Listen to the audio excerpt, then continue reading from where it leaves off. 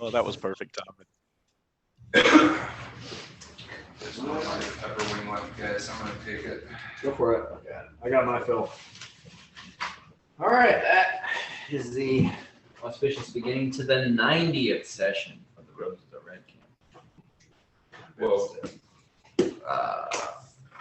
Where we rejoin the Roses after having a ill-fated ambush by illithids who mentally molest you, and you were saved, possibly prematurely, but saved nonetheless, by the sudden appearance of 2 Gynodriders and the Empress of Thoza herself, who easily dispatched the mind flayers that you guys were having trouble with, and brought Largo back from the brink of death, and the rest of you healed up to perfect health before giving you some prophetic words, a warning never to return to her domain ever again, and a harsh punishment for your guide here in the Underdwell. With that, she took her wand and she left. Can't blame her. And thus you are all not so much physically banged up, though possibly mentally and physically depleted. Left to your own devices here amongst the corpses. Of the mind flayers. Their corpses are just here. Well, Or do they exist on one mind flayer that was quivering palm is intact and lying on the ground. The other 2 have been crushed to about the size of a softball. Okay. So he's still alive? Or like he's just... No, like not shrunk, crushed. No, I mean the quivering palm one. Oh no, he's dead. Okay, cool. But he's intact. Okay. I think Largo, do we want to rest? I think we need to rest to regain spells to get the fuck out of here. Largo spent very few spells because he was hallucinating pretty much the entire fight and then dead the rest of it. Yeah, he's totally out of commission. He casted a few spells, but eventually he just started trying to punch the mind flayer in the face. I'm gonna look over at Ucha and I'm gonna be like, check that one out, the one that Yanni made die. And let's get the fuck out of here. Yeah. I Check that corpse. cast heal on her. Okay. Do we want to take any bits of this mind flayer corpse with us? I mean, yeah, mind flayer balls. We've got 2 mind flayer balls. Well, I mean, the balls are, there's like the hard parts, bones and stuff, and like a little bit of skin kind of holding it together are the balls, like the crushing kind of spaghetti-fied, hamburgered, most of the meat. So, and I'm sure all of you would understand that Brick would want like intact parts, eyeballs, organs, that kind of thing. Do we have room? At the moment, your bag of holding is pretty fucking full. Yeah. Can I fit a mind flayer corpse in a handy haversack? No. Just worth a shot. And you don't just want to drape one over. Doesn't Largo have something of belittling? That's a thing, right? He does, and the corpse now counts as an object. And it's like not too big like last time. Oh yeah. It's much smaller than the skull of a dragon. Okay. I like that we were still really taking care of Brick. Whoever. I mean, we Kyle. find these weird things out Now, here. for the sake of clarity, what did you guys take from the dragon aside from his hoard? I remember you guys talking about skinning it and talking about taking teeth and claws and shit, but I don't remember you saying, I'm taking this, I'm taking that. Yeah. I don't remember if anybody actually did a survival or heal check to skin the dragon. And I'll let you guys clarify that at this point before we move any further. We have the whole skull. Uhtred did clean the skull, right? I do know that much happened. Yes, The skull I was- did do that. It's mostly clean. There's still some sinew and some bits on it. The kobolds, ripped it as much to shreds as possible. I took a tusk. Or it took like a tusk, and I took this 4 red scales. And that's what I have written down. Okay. And Uhtred obviously took the skull. Okay. All right. So left the skin, left the claws. I would like to think I would take a claw. Okay. That it? I mean, I'm asking now, and then this is your last chance to say that you're Mm-hmm. left with anything. I mean, yeah, if you wanted to take the skin probably clock in around 300 or 400 pounds, yeah. which is still well within Uhtred's viable, carry weight Yeah. with his backpack and shit. But I feel like taking the skin and the skull, it's kind of a hat on a hat. Are we gonna try and make some sort of I mean, that's well, the skull is a decoration. yeah. The skin Yeah. could actually be crafted into stuff. But that's And it's, I mean, not that any of you need any red dragon hide anything, but Yeah. it is something that could be. There's also something of moderate value. I would not, and I also feel like, not to speak Trevor, but like I feel like Rutger would probably advocate for us not doing that after our experience with Gideon in the bronze dragon armor. Like to wear the skin of a sentient thing. I think Lark would advocate pretty heavily against that. I mean, if we As would. Uhtred wears giant skin. Mm-hmm. Yeah, I was You about to say. are I think thinking that there's a chance he might not want him walking around And in polite society up top in that armor. okay. Mm-hmm. Not saying that he has to throw it out, just maybe don't walk around town in it. the fire giant skin. Yeah. Yeah, fair. Well, Uhtred, you want to take? Especially don't walk into Ristveld's forge wearing it. Oh yeah, yeah. We are fucking up. I mean, Uhtred, you want to take the skin and sell it? All right. Yes. Yes. Okay. All right. So Uhtred, give me a survival check.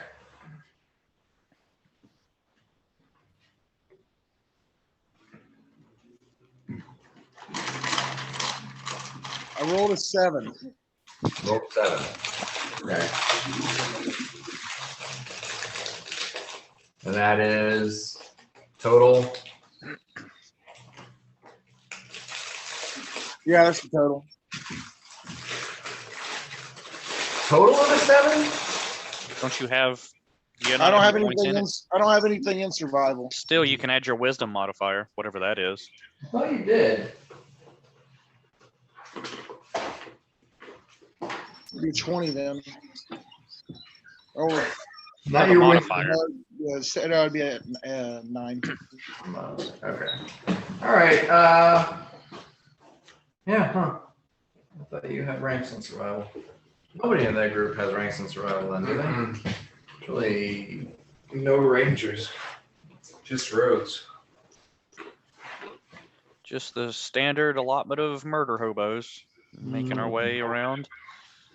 okay. So it's not a great skinning job, but it is serviceable as opposed to you got about a huge dragon's skin worth as opposed to the actual dragon is gargantuan.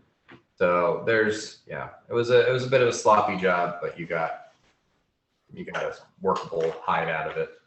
I'd been drinking a little. Never not, son. Yeah. Yeah. Good. That's not something that needs to be. Mm-hmm. Well, hang on now. So if, I don't know when the time frame of all this happened, right? But we do have that tears to wine thing that would have applied, correct? And I don't know if you want to get so far into the weeds on it, Dan, but that could have been up. Do another 5. I think It's fine. I mean, it would be Just saying. the same general.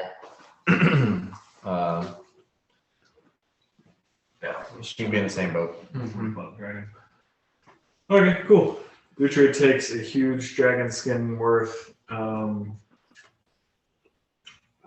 If someone wants to flop a mind flayer over their shoulder and carry it out of here, I think we should shrink a mind flayer into a tiny mind flayer with the shrinky one. They're small anyways, right? Could I just carry it? I think I think I'm strong enough to do that. I mean, you could, but I think Largo would definitely be down for shrinking a mind flayer corpse, and it makes it to 1/16.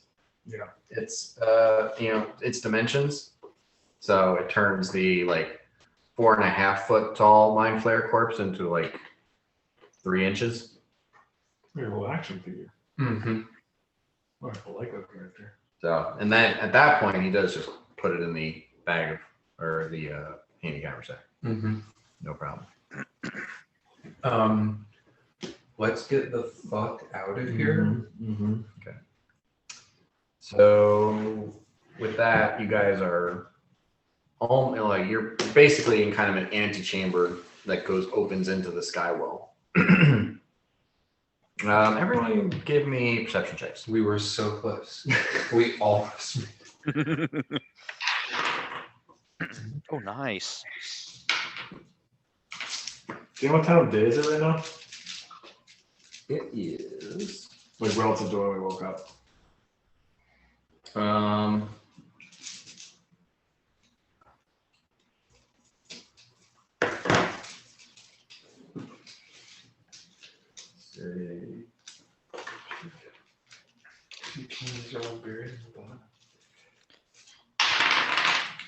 Whoa, Nash 20.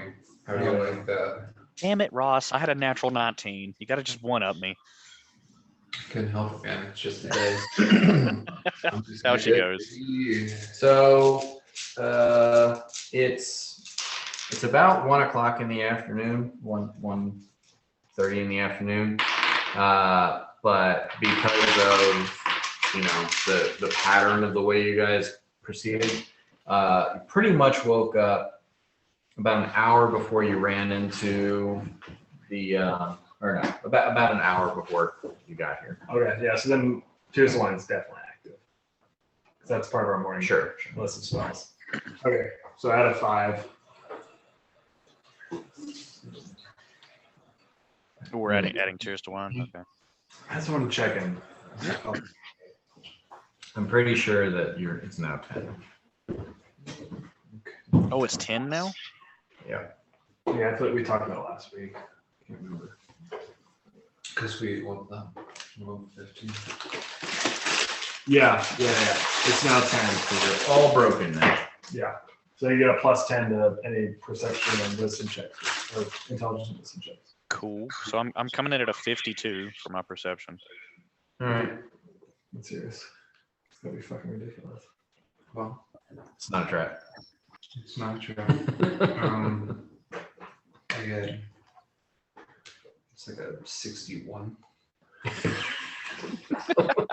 All right, Mirak. Oh, I'm 21. Looking good. Uhtred. I do have life. 37. Anything 11. Sorry. 37. 37. Okay. Largo rolled a natural 20. Damn. Good for him. So yeah, all of you were like, okay, let's go. And you start walking and just kind of taking in the area. And you look over and you see the drow corpse that was slightly turned to a mind flayer. You haven't searched her. Okay. And she looks like she's wearing some stuff. Reasonable. She was important. Oh, she was on the rock. I The crystal. mean, So Largo's eyes light up. He goes, belt, ring, and necklace. or go check it out. I walk over to the corpse. I see a belt, I see a ring, I see a necklace. Mm-hmm. I definitely remove them from this murdered drow. I see carefully unclasping the necklace and sliding the ring off of the finger, and then undoing the belt, just yanking it like vice. Basically. And kind of like with the belt sort of over my shoulder, like sort of a maitre d's kind of like napkin, and like the ring sort of like perched on my thumb, and like the necklace kind of draped like this. I walked over to Margot, and I said, "Garçon." Yeah. So the amulet is amulet natural armor +2. Mhm. The ring is a ring of protection +2, and sorry, I meant headband, not belt. Okay. Headband of alluring charisma +4. Alluring charisma, you say? Yeah. Bort gets a gleam in his eye. Now Bort has an assassin's headband. I do. Yeah. I'm pretty stoked on that. You can't wear two headbands. You really can't. I like assassinating people more than I like being charismatic. What's Largo's headband situation? None of this is an upgrade for anything. Okay. Nedger says, I haven't gotten anything out of this excursion. I know I just, you're paying me, but you guys are all coming out of this quite wealthy. And you're coming out alive. I approached Edgar with the bits still on draped on my arm. I said, "Madame," and I offer her. Mirok's cool, but I feel like Largo, because Largo has beef with her for some reason. Largo has beef with her? He's always harping that she's not useful. That was early on. I think he's come around. Like once she started like passing her social checks, he was like, "Oh hey, good job." He gave her like approving nods and stuff. That's true. That's a huge gift for her. I mean, and she went up 4 levels down here and has got no equipment. Damn. I offer So her. she's lagging far behind in her appropriate gear. Uhtred speaks up and is kind of resisting. I go over there and I talk to Uhtred in Dwarven while you're offering her the stuff. And I say, "Don't forget we buried some stuff at the bottom of the skywell. I don't know where it is or whatever, but just as kind of like a distraction of like there's other loot." Twinkle in Uhtred's eye. There's probably nothing valuable. There were just jeronies. I give Nedger the items. All right. Okay. She'll take them. They'll all be useful to her.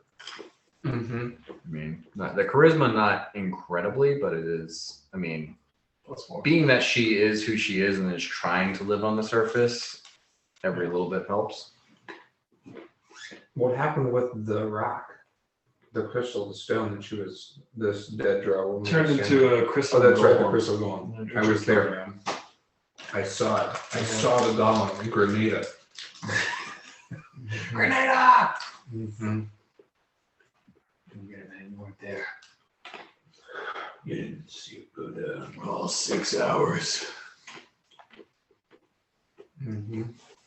Yeah, as far as the the stuff that you kind of set aside, there's mostly just masterwork, armor, and weapons. The weapons are all these drow blades that look pretty freaking wicked, but they're exotic weapons for anybody on the surface. Yeah. The armor is all masterwork, like studded leather. So I mean, it's not valueless, but at this point, when you guys are like picking up stuff that's 10,000, 20,000, 30,000 gold piece value. But to return to our discussion of Skyrim, when you play Skyrim, you go through every chart. You get those little coins. We could. When I play Skyrim, I figure out what is the best, value to weight ratio, and I leave a lot of two-handed weapons in chests. That's the worst part when you get over your weight ratio. How many suits of this armor or how many pieces of this armor I have? There are 8 suits of the armor, and there are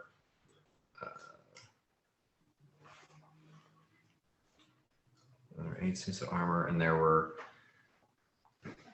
20 blades. Because you put 2 of the corpses, 2 of them ended up in the acid goo, so that you can recover the armor, but their weapons didn't go in with them. Yeah. Sell some of the stuff at our bar. Or we could do some cool interior decorating at the bar. And you have 6 kobolds. Oh, they're with They us. came back. Great. Some of them did. 3 did not return. 3, yeah, I had 9. Actually, 2 died. Oh, One just I- fucked off. I would have breath of life those 2. Would you have breath of life them while the Empress was talking to you? No. Oh, then And yeah, they're dead. That's fair. Just 1 second. Gotta bring these lizards.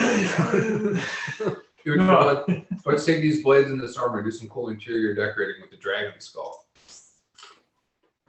Yeah, I'm down. Dragon skull. Couldn't we also pawn that armor and stuff off on the people we made a contract with up top? No, they're gonna get that. I don't think they'd have a use for it because drow are so small that only an elf could wear this. And then all the blades are exotic. And we kind of got our payment for them. Isn't it? We have to deal with gauge. Armor. There might be like a collector's item value to some of this stuff because it's something you cannot get on the surface. I mean, I don't. Mirok doesn't give a shit. It's gonna be like a TGI Fridays type thing in the bar. Yeah, But with all these tchotchkes. exotic blades, tchotchkes from the adventure with the dragon. Yeah. So my kid was like playing in the booth, and one of these exotic blades fell on them, and they won't wake up. Oh, we should eat those before we hung them Oh up. god! Oh jeez. Oops. Here's a coupon. What's they?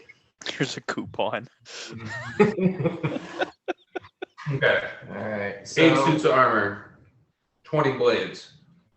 Highly poisonous.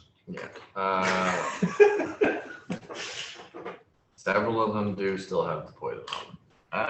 I don't know how effective the poison is, having been sitting around here for like 2 weeks. Mm-hmm. But, yeah. I wanted to find out. Okay, so we grab Andrew a grabs stash. one and stabs Bort. Shit. I was thinking if you just convince Yanni to like take a jab. Just to Like see if shoot it'll up get some- you high, dude. Hey, I hear this stuff, kicks like a mule, but it'll get you there. Mm.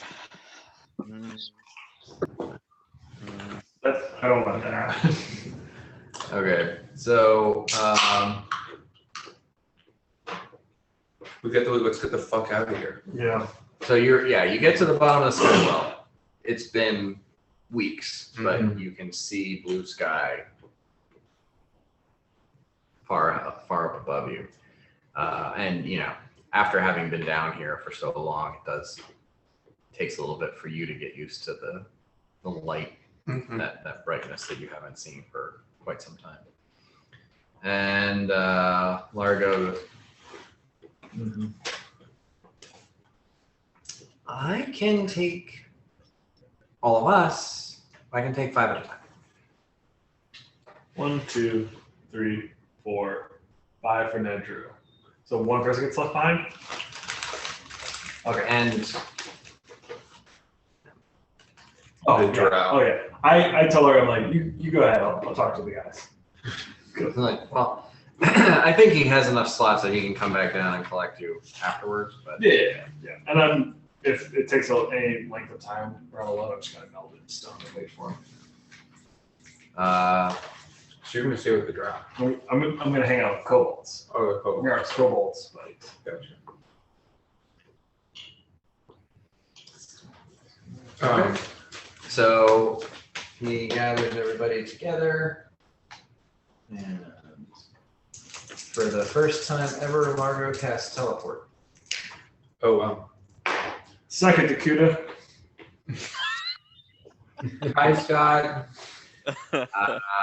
And actually, yeah, so he teleports and has to leave the dragon skin behind because you can carry so many people and 100 pounds per person. Yeah.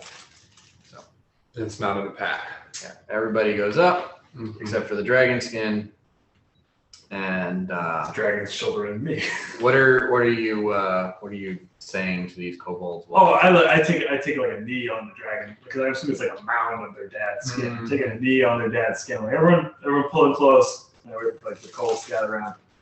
I'm like, I gotta go up there. It's my time up there. But it can be your time down here. And I like wave Snark up. And I still have this. I didn't sell it. I checked. I sold my steel shield. I give him my steel shield. Say, there's a fuck ton of stuff down here that wants to kill you, and by yourselves you're worth shit. But if you form together, you could do something worthwhile. And I give Snark a steel shield. And I say, now get on. And if they like pause like more than 30 seconds, I just like whip a rocket on them. Come on, you're free now. Get out of here. Yeah, exactly that. Harry and Henderson. Come on, you gotta go. Yeah, they do look a little confused for a little bit, and then you whip a rock, and they all like kind of scatter, and they're hiding behind rocks, and Yeah. still looking at you, and like looking at each other. Yeah, they really don't know how to operate without someone telling them what to do. That's why I gave Snarga the shield and the pep talk. I'm hoping Snarga at least can do something with them. Okay. It's not my problem. All right. Another like maybe a minute or two passes, and then Largo reappears at the bottom of the skywell with Uhtred, since he and you cannot carry that fucking dragon skin. Nope. So Uhtred loads up, and Largo teleports back to the surface one more time. No problem. And at that point, you are all up at the edge of Uhtred's cleave. Mm-hmm. Looking dirty, grimy, worse for the wear, but the peak of health. Except for Largo, who is pristinely clean. Yeah, Mm-hmm. makes sense. Yeah, cricket waits all the time. It's ready.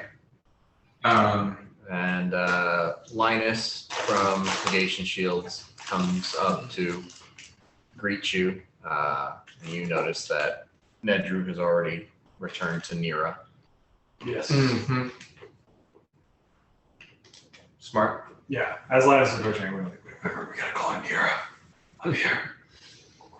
Nira Bovira. Nira, okay, whatever works for him. Mm-hmm. Nobody listens to you anyway. No, it's fine. Because I'm probably gonna talk Nedru. Linus is approaching. Yeah. Okay. After a whisper talk, stride out, shake hands, and ask if we can do business in his tent. Or if he has something to discuss out here.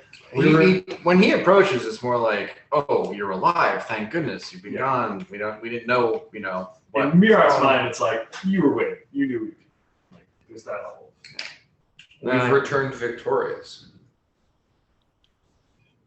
I never doubted you. You're welcome. Yanni, his motive, totally fucking doubted you would come back. We only died 3 times. Yeah. Another 30 feather in seems the cap to. for the Gation shields. Yeah, he is absolutely, he's relieved, but also surprised that you guys returned alive. I asked him if we can do business in his tent away from the prying eyes of Farmington Security Guild. He says, "Oh yeah, well, absolutely."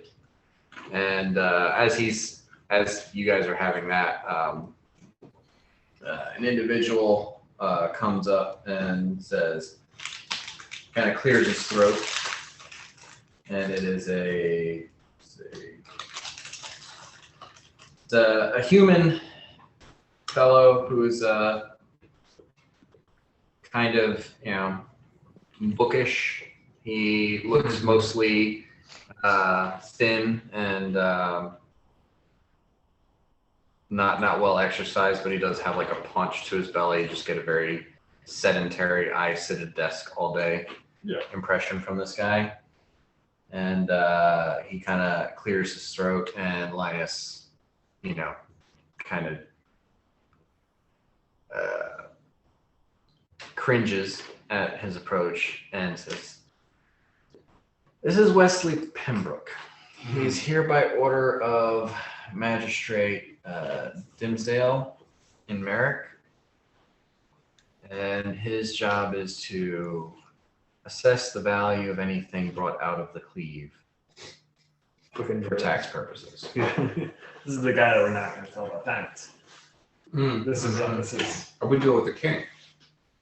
This guy is not. He's the bureaucrat that we would be the ones like, oh, we're covering diamonds. Uhtred He's does the not bureaucrat. like that. Yeah. Okay. Sounds like we're coming, like he's customs. Okay. He's the agent of the magistrate who's there. And Linus kind of leans in to Mirok and says, "He can't take anything from you now, but it's for the purpose of applying taxes based on wealth. Okay. So he will report this information to Merrick, Kyla, Penteros, and taxes based on your wealth and income will be drawn by the appropriate authorities." Okay. Right. So yeah, he's under Merrick's duchy. Yeah, so he's under the Duchy of Merrick, and that information would matriculate up to the broader kingdom, and then say, okay, if you're living in Kyla. Right. Yeah, gotcha. Yeah. So I mean, it's not he's not going to try to take a part of what you guys have now. It's just like He's gonna so that the kingdom knows how wealthy you are when it decides it needs money from you. Sure. Mm-hmm. Sure. Okay. And he says, I can't tell him not to. Oh yeah. So by this time, you guys are in the Linus's tent, but it's also sort of the Dacian Shield's main tent, where there is, the big table that had all the maps and stuff, and Zatif and Snomi, the two gnomes that work for Linus, clear off the table and make some room for you guys to kind of set out or do whatever you need to do. And Linus says, I think the skin can just stay outside for now, because the skin would pretty much occupy the entire table if that was wrong. Uhtred lets this guy know he does not like him. Ever the diplomat. Yeah.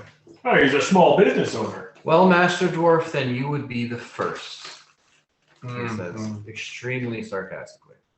Says the guy. The tax collector, Yeah, the tax man named Wesley Pembroke. Mm-hmm. Because he has a fan club back. Oh yeah. As we're just gonna put a bunch of wool on. Yeah, I mean, I think we just Everything above board. We're a legitimate. Well, Adventuring real party. quick, as players, where did we land on the diamond discussion? Like, We're gonna tell. we're like, yeah, we got this X amount of diamonds. But the problem, I think that's for a larger discussion with the royalty. From what I remember from the conversation, you're not going to talk about the diamonds you need to resurrect the badger. yes. But when you're done with that, then you were going to declare what diamonds you had and basically just expect that the king was going to be okay with you keeping them. Yeah, so we declare the amount of diamonds that we have minus the amount the badger needs. Now, give me a knowledge and ability check, Yanni.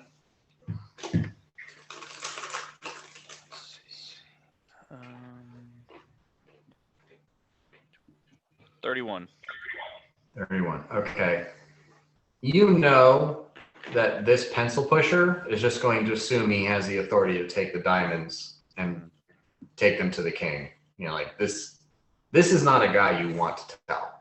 Yeah. You want to tell Lord Gavrick or the Duchess or somebody like that that's the kind of person you want to declare it to, the kind of person who knows who you are and is not too big for the That's britches. fair. Yeah, okay. Good call.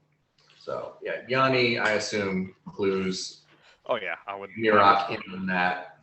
You know, give him the old nudge. Make sure the clerk can't understand. It's a language called being cool. Mm-hmm. Terran, I make a bunch of grindy rock noises. Exactly. Okay, I think we have an understanding. All right. As we're getting things situated, I say to Linus, so, did anybody else go down the hall while we were down in the hall? Could you guys resist? What happened? No one else went down in the hole. We heard, I realized you guys went down. We heard a loud thud. And then some of the people from Ariston who are keener of hearing than the rest of us described the sounds of battle. And we figured that since the sounds of battle lasted for more than 2 or 3 seconds, having seen you defeat the purple worm in short order, we figured that things were dangerous enough down there that if it was keeping the likes of you occupied for over a minute, that it was far too much for us to chance going down there. We weren't sure if you lived through that or died. So until further information came to light, no one was interested in descending. Still wouldn't recommend it. Yeah, there's some shit down there, man. How long were we gone? What day is it? I'd tell you the day. I know what day it is. You there, boy in the street. What day is it? It is the 39th of Mizzou. And you were down there since the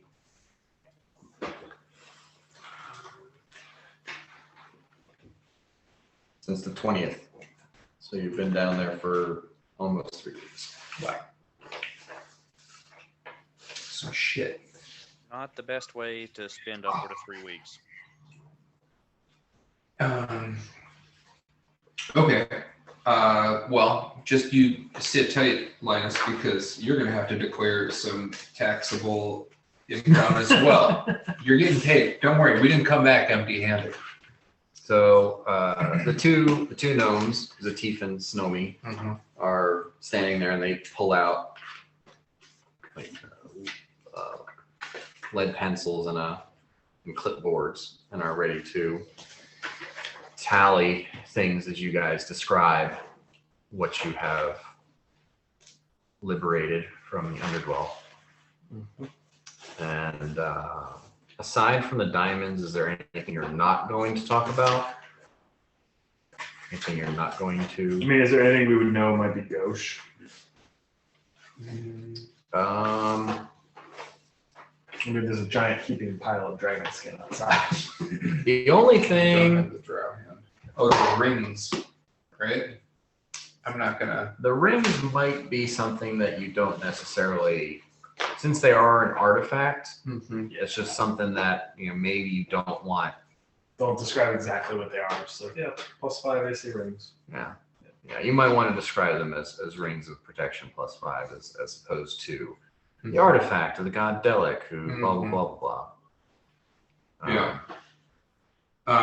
What about Uber Quench? An interplanar being appeared and gave us That's like up to goof you. juice. We have yet to Fist use. blast. Oh no, Yanni mean, used it. Oh, that's true. I think we stick to the money, Yeah, the tangibles. the tangibles, and like the loot that do we want to declare the loot that we're like already wearing? Do we need like? Yeah, I mean it's our wealth, and I think everything except for what specifically your rings are, the diamonds, because we would end up having to kill this guy, and then what was the last thing you said? Oh, the interplanar juice. Yeah. 'Cause how the fuck are you gonna assess that thing's value? Yeah. I feel like that's gonna be this guy's main problem. It's just like, what the fuck? What? Well, I mean, there's also like this guy probably would not understand some of the shit you guys talk about. Mm-hmm. Like some of it's going to be beyond him. So if you said you met you met some wacko orc down there who sold you, power potions, he'd just be like, "How much do those cost?" Like 5 gold pieces. Just Aaron's question here: would Largo try to dominate this dude?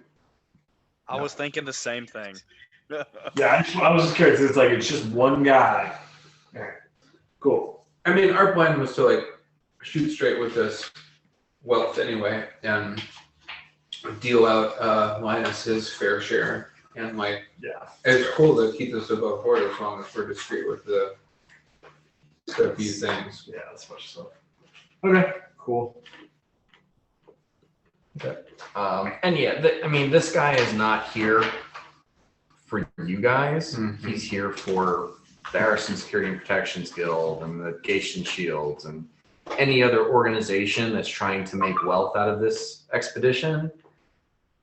You guys coming out here with a literal king's ransom Mm-hmm. is not at all why he's here, but he's still doing his job. And, May I make a sleight of hand check to pull as well as coin from behind his ear? sure. Natural one. You're doing it. I'm doing it. You're doing it, Peter. So you guys go through all of this and you're describing, and like as you are describing some of the stuff and laying some of the things out on the table to kind of show what you've collected, like the two gnomes are just they're vibrating. Rock hard. They are absolutely besides themselves with curiosity and and scribbling everything and trying to do calculations to figure out the values of stuff. Linus, about halfway through, is sitting down and just he's got his head in his hands, thinking, holy shit, this 10% is going to be amazing. And and Pembroke is over there, like kind of looking over at the gnomes clipboards, and is that much? And he's writing things down. But basically, yeah, you're blowing everyone's mind as you're talking about. Oh yeah, well, and on Tuesday, we killed a dragon. Let me tell you, that was a busy Ixen day. Am I right? We played this game of poker, and then we had this table that turned into gold, so we got that. And it's just, you have what seems normal and conventional to you is absolutely beyond their comprehension. And then at the end, you're like, oh wait, and then you just like reach out to pull the gold from behind the guy's ear and punch him in the face. He's like, oh, what the? You're like, it was behind your ear. Here, this is for you. Get yourself something nice. Maybe take care of that black eye you're gonna have. And I hand him the gold piece. And he's about to like, you can see his face turn red, and then one of the gnomes pulls on his robe, and the guy looks down, and the gnome just points out at the dragon skin outside. He's like, just takes a deep breath, steals himself, and at that point, the Zatif and Snowy kind of do it, fall into a gnomish chat with each other. So they're like just talking at each other in Sylvan very rapidly. And Largo kind of joins in on that, and the three of them are just going back and forth. And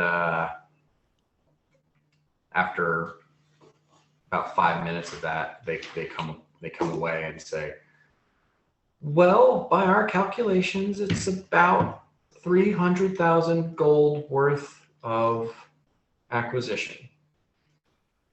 So the Gatian Shield's take from that would be a 30,000 gold piece of value. Okay. So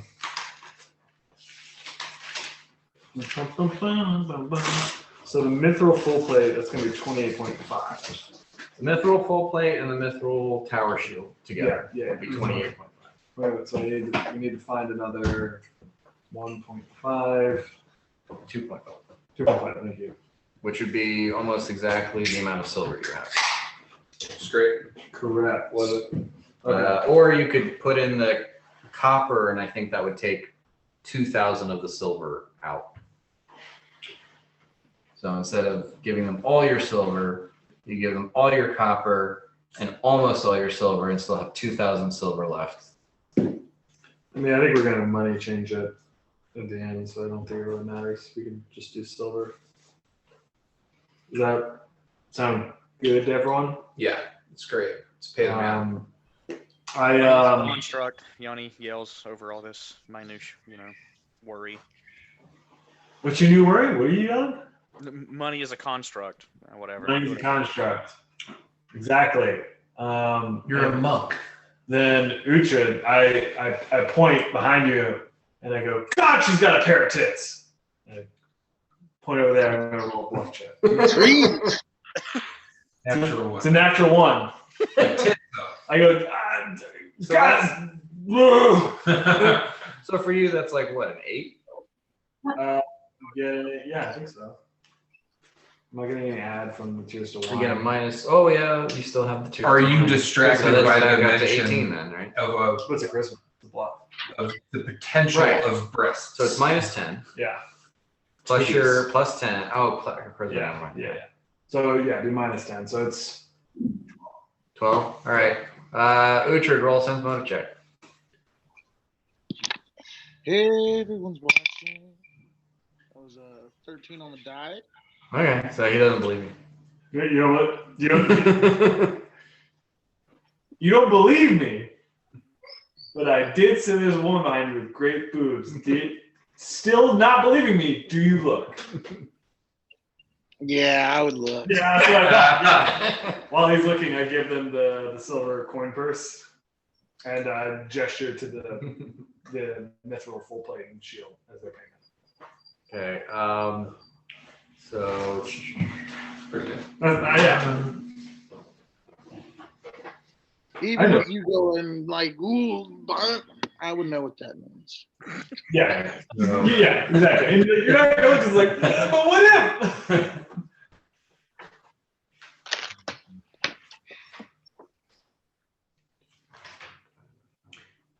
So it's 2,542.4 gold pieces worth of silver. okay, so how are you handing them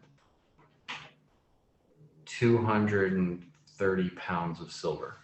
Oh, my God. Like, look behind you, I mean, Uhtred, so you have a big it's- tits, and you're like, I would hand them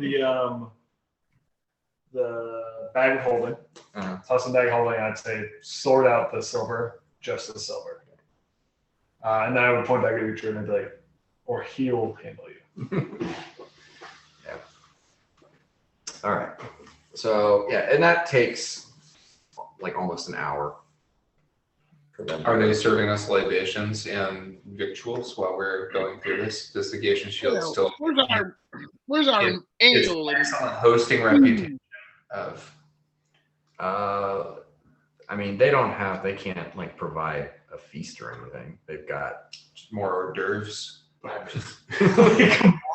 You know what I'm thinking. Yeah, I know what you're thinking. And I was just like, you're like, oh, does the Gatian Shields provide us with food? And they're like, we've got some trail rations. We got like we've got like a pony keg with like a 3-week-old stale ale in it. And then you're like, we'll have hang around. Mirok over there who can create Hero's Feast and Tears to Wine out of nothing. Yeah, I'm going to do that. Mira. I create a hero's feast.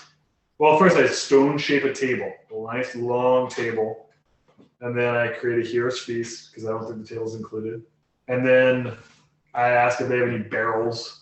Bring the I'm barrels sure Mirok actually creates divots in the table Even and then better. creates water in them and then turns them into. I would turn them into just like a nice brown ale. You know? Like roasted Business ale. bread. Yeah. Our dungeon ale that we never brewed. Oh, it'll Yeah. brew. It'll brew. That'll be at the castle. Yeah. Castle. So we start feasting as I guess the gnomes sort through silver. Okay. So you guys do all that. So I get Armisen. Nira does like stop by beside Mirok and Margot and says, I am going to miss the food and the accommodations. Not enough to want to ever do that again. Reasonable. But pretty good food. Mm-hmm. Except for the sugar steak. Sugar steak. Sugar steak was a low ebb. Weird. Not as bad as the head cheese. Okay. I'm sorry, the head cheese dessert. Yeah. There were some creative choices there. Some risks were taken. Some risks should not be taken. Okay, so we're feasting and we're sorting. And we're, I don't know if gloating is the right word, but we're just sort of like, you know, Telling our tale. we're telling our tale. Yeah. We're boasting. Yeah. How much does the Heroes Feast serve? That's a good question. Look it up. Because it's never gonna. It's something that it's not. It's consumed less for than ourselves. less than the number of you guys, but I don't think it's as much as Largo's mansion. For the great feast. Feast takes 1 hour to consume. The creature partaking of the feast. I don't think it says. 1 creature per level. Where did it say that? Oh, at the top of the Effect fact. feast. Yeah, one creature. So 15 15 people could eat. I'll cast it twice. It's a massive spread. I'm not. It's a level 6 spell. I got slots. Alright. Do you Yes, because you said I haven't rested since the fight. I don't think I used all level 6. Just check. Yeah. 6 level. Still got piles of money. Yeah, that's all I cast from that. I think was heal and dispel magic. Oh, Very and interesting. also per the spell description, it does include a table, chair, service. So Yeah, thank you for looking at that. So yeah, I don't stone shape a table. So that would be a table on a table. Yeah, my 6 level spells are like heal, dispel magic, hero's feast, animate object, blade barrier, and harm. I only cast heal on that Drew. And You cast Largo- Heroes Feast that morning, Oh yeah, I would cast it that morning. so that's 2. Are you sure you didn't cast any other heals during that fight? Didn't you cast heal on yourself? Handmade object? And well, you might have cast heal on Uhtred. I don't know. I stopped writing down my turn by turn notes. I mean, so 6 level spells. I think that when you melded into stone, you went underground. You cast heal on yourself. Didn't you do that? When did I go in the ground? When you were going after the diamond or the rock. No, I melded that into the ground. I didn't go into the ground. you were Right near before- death. Right before the Empress showed up. You thought that you could wait it out there and come back and revive people, and then you still got attacked in the stone, and then was just like, okay, I'll come back out. Okay. Well, I have. So I mean, it sounds like 4. That's 4 uses. I think so. Okay, I have 6 spells per day. I can Okay. cast Hero's Feast. So yeah, if you want to put out 2 Heroes Feast, that will feed pretty much everybody here, Yeah. including Ariston and Gation Shields and Pembroke and everybody. Not that tax collector dude. He's cool. Or it's defended. Future, the dude is just doing his job. Let him eat. No, this is. I get where Glenn's coming from. This is exactly what Uhtred would hate. The guy who shows up, does nothing, and it's like, give me your money. and on the other hand, Bort's like, I have real respect for that. Yeah. Someone who comes in, does nothing, and gets money. Yeah. Cool. Stick 'em up. Hero's Feast, 2, 1, 2. So I'm out of 6 level slots. Okay. I imagine Largo gets into it and like creates hallucinatory terrain so that you're all in like some tropical paradise while you're enjoying your heroes. Like he doesn't want all the attention to be on Mirok. Well, Mirok doesn't want that either. Absolutely not. So So Largo creates his atmosphere for the feast. That's good. Tropical, I would nod to like Tropical Paris is good. It's much better than other. Underdark. No, I just feel like his like gut instinct would be to make like something from like the movie Trolls. You know, just like felt, colorful, and I think he's going for the most distant thing he can imagine from the Underdark. yeah, warm beaches. It's great. Okay, so we've taken care of business. We are taking care of business. Yeah. We present Linus with the armor, the shield, the silver. Yep. The taxman gets his notes, whatever. He's not taking anything from us. He's just taking an account. Assessing our current wealth.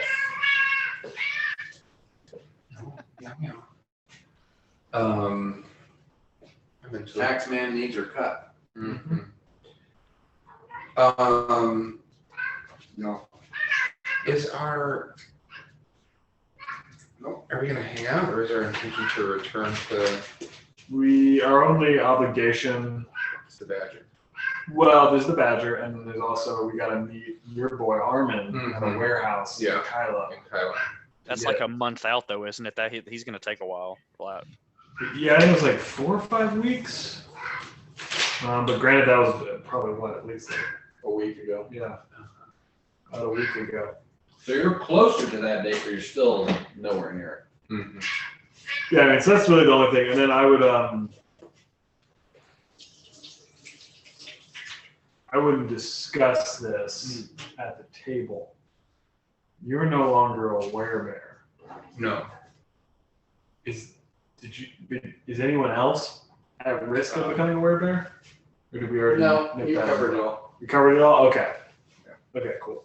You guys are all probably, well,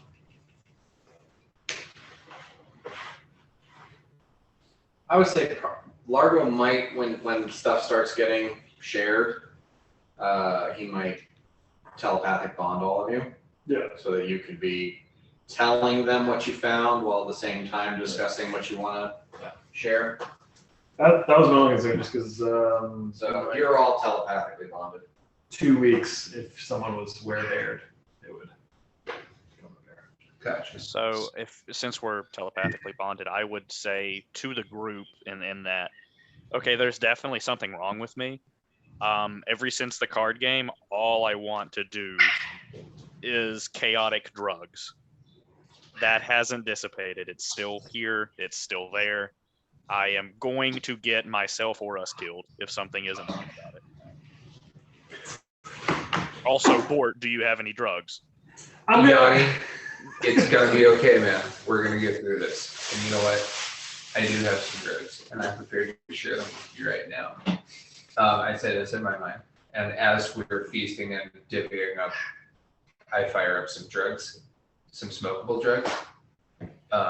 Heavy on the hobbit weed. We're feasting and smoking. We're Merry and Pippin at Isengard right now, and I'm passing out having a nice smoke. kind bud to the group, specific to you though. Mirok, because Mirok didn't hear that between the brains. This is all you've got. You're done. You don't have any, like, you've been handing out weed this whole The entire way through the yeah, Underdark. This yeah. is one last. You did not go down there with a portable hole full of weed. No, took like a pound. Kind of pound on him. It's like a hot pound down to the. It's the first time I ever had to track how much weed a player had. That's how the dragon smells. Yeah. I didn't hear any of that between you guys. I mean, Yanni, to you in the group setting, I'm like, Yanni, do you want a sponsor? I think this is more magical, but at this point, I'll take anything I can get. I Take this joint. I think We don't have to do anything about it right now. Yeah, Just- I just think that Largo might want to be your sponsor, but I don't want to speak for Trevor. I think you use this great lust for addiction to power you into battle. It's all well and yeah. good. Largo says he can see a strong enchantment aura on you, but he's not sure what that might necessarily entail. And if there is any way to remove it, he does not have the means. And he kind of looks at Mirak. I Roll. knowledge planes. This not heal. Knowledge Arcana, Spellcraft. Ah, spellcraft. You say. Okay. Well.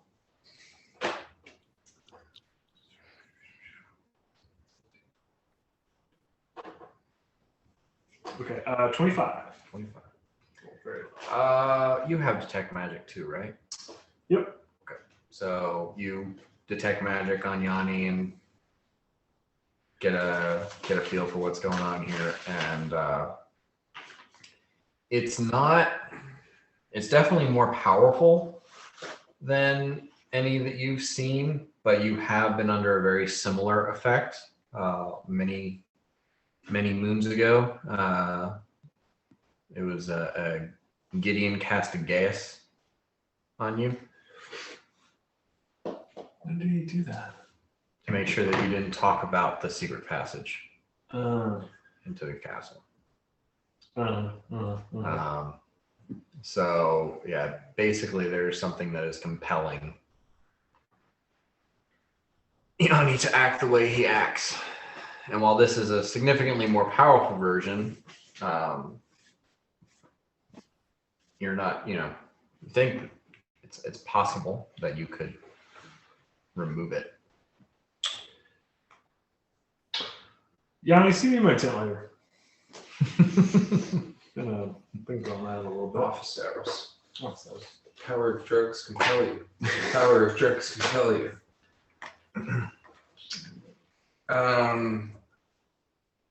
So we need to be in Kyla in like 2 weeks to meet up with Skinner, collect Like 4 weeks. 4 weeks. We got a month. Okay.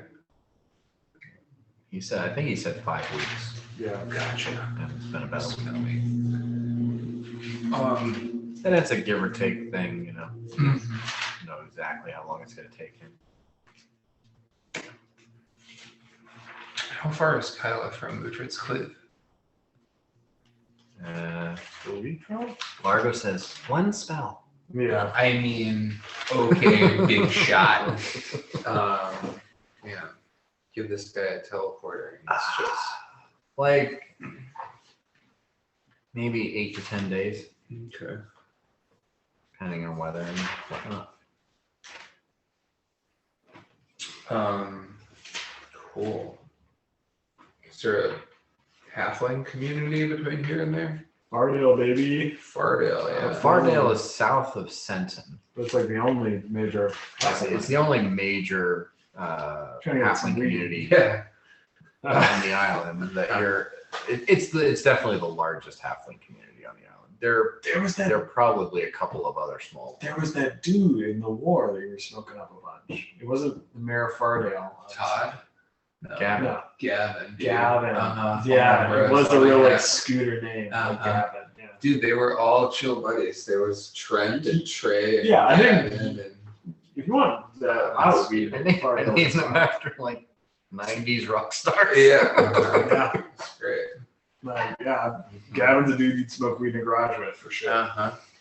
It's the guy. Totally Gavin Rostow. That's where that Mhm. came Oh, okay. It's the guy. He's got the bush to burn. Mm-hmm. I mean, I gotta be there. You don't gotta be there unless. I mean, I want to see Skinner. Well, Fardale is south of Senton, Mm-hmm. Yeah. and that's like a week from Kylo. But you guys have 5 weeks, and Largo can cast 700 spells a day. So Yeah. you're pretty much do whatever you want, however you want. You're in that, demigod territory at this point. So why don't we go revive a badger? But we've Mhm. satisfied the tax man. We've satisfied our 10% negation shields. We're now, like badasses in residence on the lip of the cleave. Mhm. We've just feasted out everybody here. Yeah. Are we gonna hang out and make it weird now that we've done that, or are we gonna skedaddle? The world is your oyster, so it's up to you. I think guys. we dip. Yeah. I gotta see a fox lady in at least 2 weeks. What is the hunter's name? Don't tell me. I have it in my notes. She's got So trinkets, close. dude. What? So close. It's Solora. Okay, yeah. Okay. Spelled significantly different than Talura, but yeah. Yeah. Okay, cool. Yeah, I gotta see Solora. So Mirox Jones and to get back to Tarnholm. So if we want to go somewhere, that's a place we could go. Well, we do have this skull, and they are building this bar right now. They're renovating the bar. So where you guys want to put the skull in reds? You put the black dragon skull in there. Oh, Yeah. we did? Oh, that's right. It's Hounds. I think It's Houndsons, yeah. Gotta be Hounds. Problem is with Houndsons is there's no fucking room. Mhm. Yeah, it's one of those small spots. Yeah, Can think it be the walkway? Like when you enter, walk You in. walk into the mouth, the door is in the back of Yeah. the throat. the thing with Penteros is it's like that, classic, medieval town thing where all of the buildings are pressed up against each other. There's narrow alleyways and whatnot, and the way Houndsons is built is there's a first level it's an 8-foot story, and then there's levels above, and that's where the owner and the Mhm. barmaids live. It's maybe a 4-story building, but the bottom floor is only 8 feet tall, and it is bar and tables and booths, wall to wall. There isn't even a hearth. Mhm. Well, it looks like we're gonna have to open another bar. Franchise, baby. Yeah, we're gonna. Yeah. It's the high water model. Exactly. Well, we're building this road. Board says using the word "we" to you. I gotta go check on the road. So yeah, I imagine that you guys will want to go to Tarnholm. You probably want to go to Penteros for some things. You have a mind flayer corpse you want to deliver to Brick. Yeah, I don't want to lug that around for an undue amount of time. I think we start at Penrose. We drop off stuff at the Cordesi estate. We inform the Duchess of our diamond acquisition. Then we head to Tarnholm, do our Tarnholmy stuff, and then we head to Kyla and meet the dude. Okay. And that gives you time to bop down to Fardale, get some dinkish. Yeah. Are we teleporting? Are we walking? Mirak's always done Largo's I'm teleporting. Yeah. If you want to walk, I'll see you in several weeks. Okay, I'll catch a ride. I think you want But, to walk. yeah, you guys have been trudging through the Yeah. Underdwell for the past 3 weeks. Largo does not want to walk. I will want to walk from Tarnholm to Kyla because I want to do my bridge work along the way if I can. Yeah, totally. I get that for Largo. He's got tiny little legs. I've just been, in the Underdark tunnels. Now we're Stooping everyone. and now it's the big Now you beautiful can just- sky. I can stand up and walk like an orc, half orc, half man, Mm. half orc, half man. All action, all stride. And there was some talk about item acquisition, what you guys were going to spend your money on. Yeah, I need to do the math again on how much our cuts are now that we're taking out the silver. But Trevor did let me know he's SR. he's looking for any items I can help him with SR. Yeah. I'm looking to make a portable hole along Penrose. He wants something that will give him SR? Spell resistance? Yes. Okay. Let me pull it. Because I texted him, I was like, hey, if you're not going to be here, like, is there anything you want to be doing? He says, I'd be teaching at the college in my downtime. Yeah, he told me he wants anything that's going to give him Spell resistance, energy resistance. Yeah. Rings, cloaks, anything. Glock.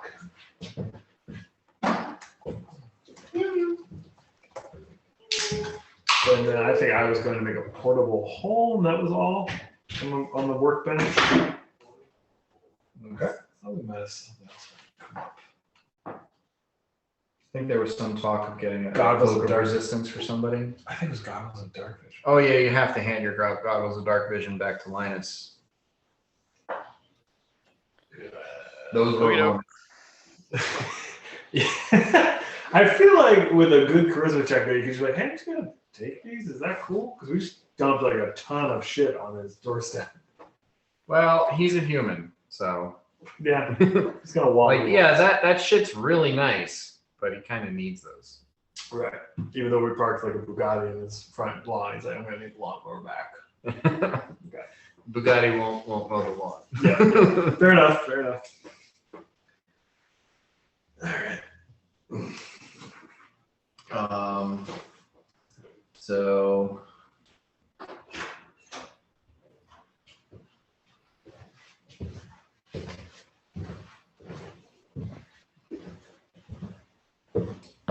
there is an item called a mantle of spell resistance that would cost 45,000 gold pieces to make. So that would be a item value of 90,000 gold pieces. It's a lot of gold. But it is a mantle, so it takes the cloak slot. I don't know if Margaret wants to give up his cloak of resistance for mantle of spell resistance. Because he's got a cloak of resistance +5 right now, so. Well, it doesn't matter.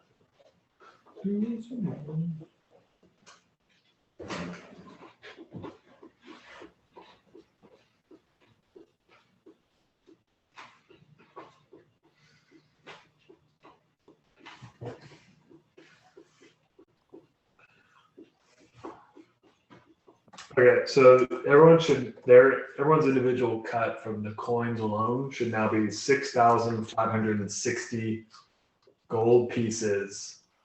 The decimal place is 0.8, so that would be 8 silver pieces, right? 10 silver pieces is a gold. Yeah. Okay, so 6,560 gold pieces to everyone individually and 8 silver. Are you counting the gold table? I am not. So that's another six. That was 3,000 or 30,000 gold pieces worth of gold. So that's another 6,000 per person. Gone 5 ways. Plus, it was 30,000. Yeah. So that it puts it up to 12,560 For everybody? for everybody, and then 8 silver. 12,560 And then 8 silver. and 8 silver. Don't forget that in. I mean, we tip pretty gratuitously. So. God, look at Glenn. It looks like he's studying for the LSAT. It's true. I gotta know these things. What are you gonna do with your share, Uhtred? I don't know, probably something super cool to my weapon. Oh, What how daughter? original! Something cool to your axe. What daughter? It's all good. She's safe. Or I might get boots of fleet. She's working. She's 3.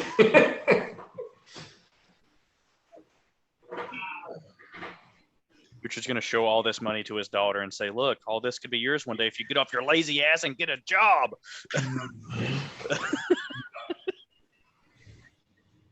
So there's a mantle of spell resistance, but it's 45,000 gold pieces, and would replace an item that Trevor might actually like.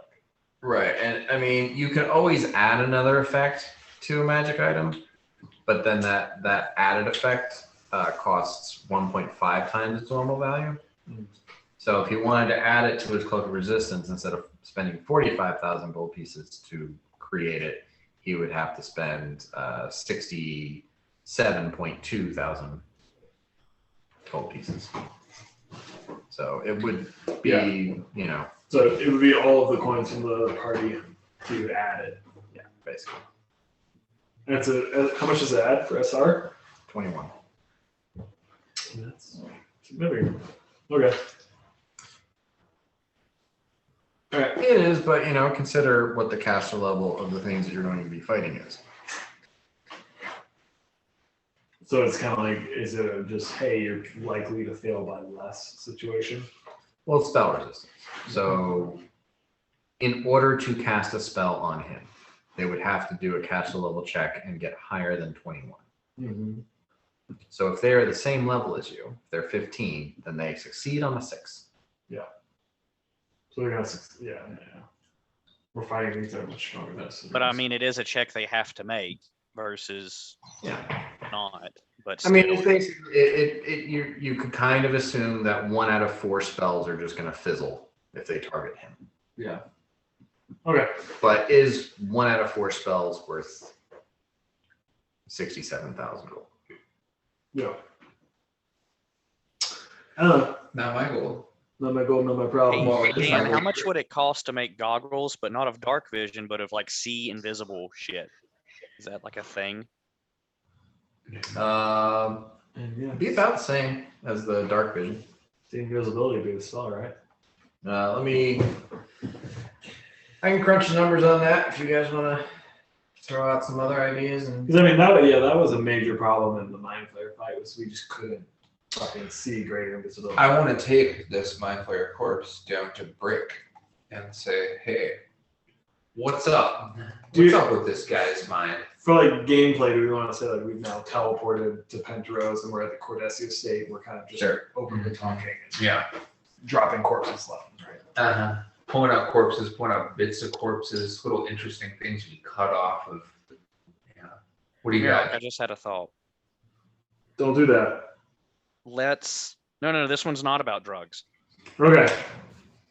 but I expect to be rewarded with drugs. Okay, so Tarnholm, okay, we make a playground out of the dragon skull. I'm just imagining little dwarven children crawling all over this thing, and it's just like an attraction for the town.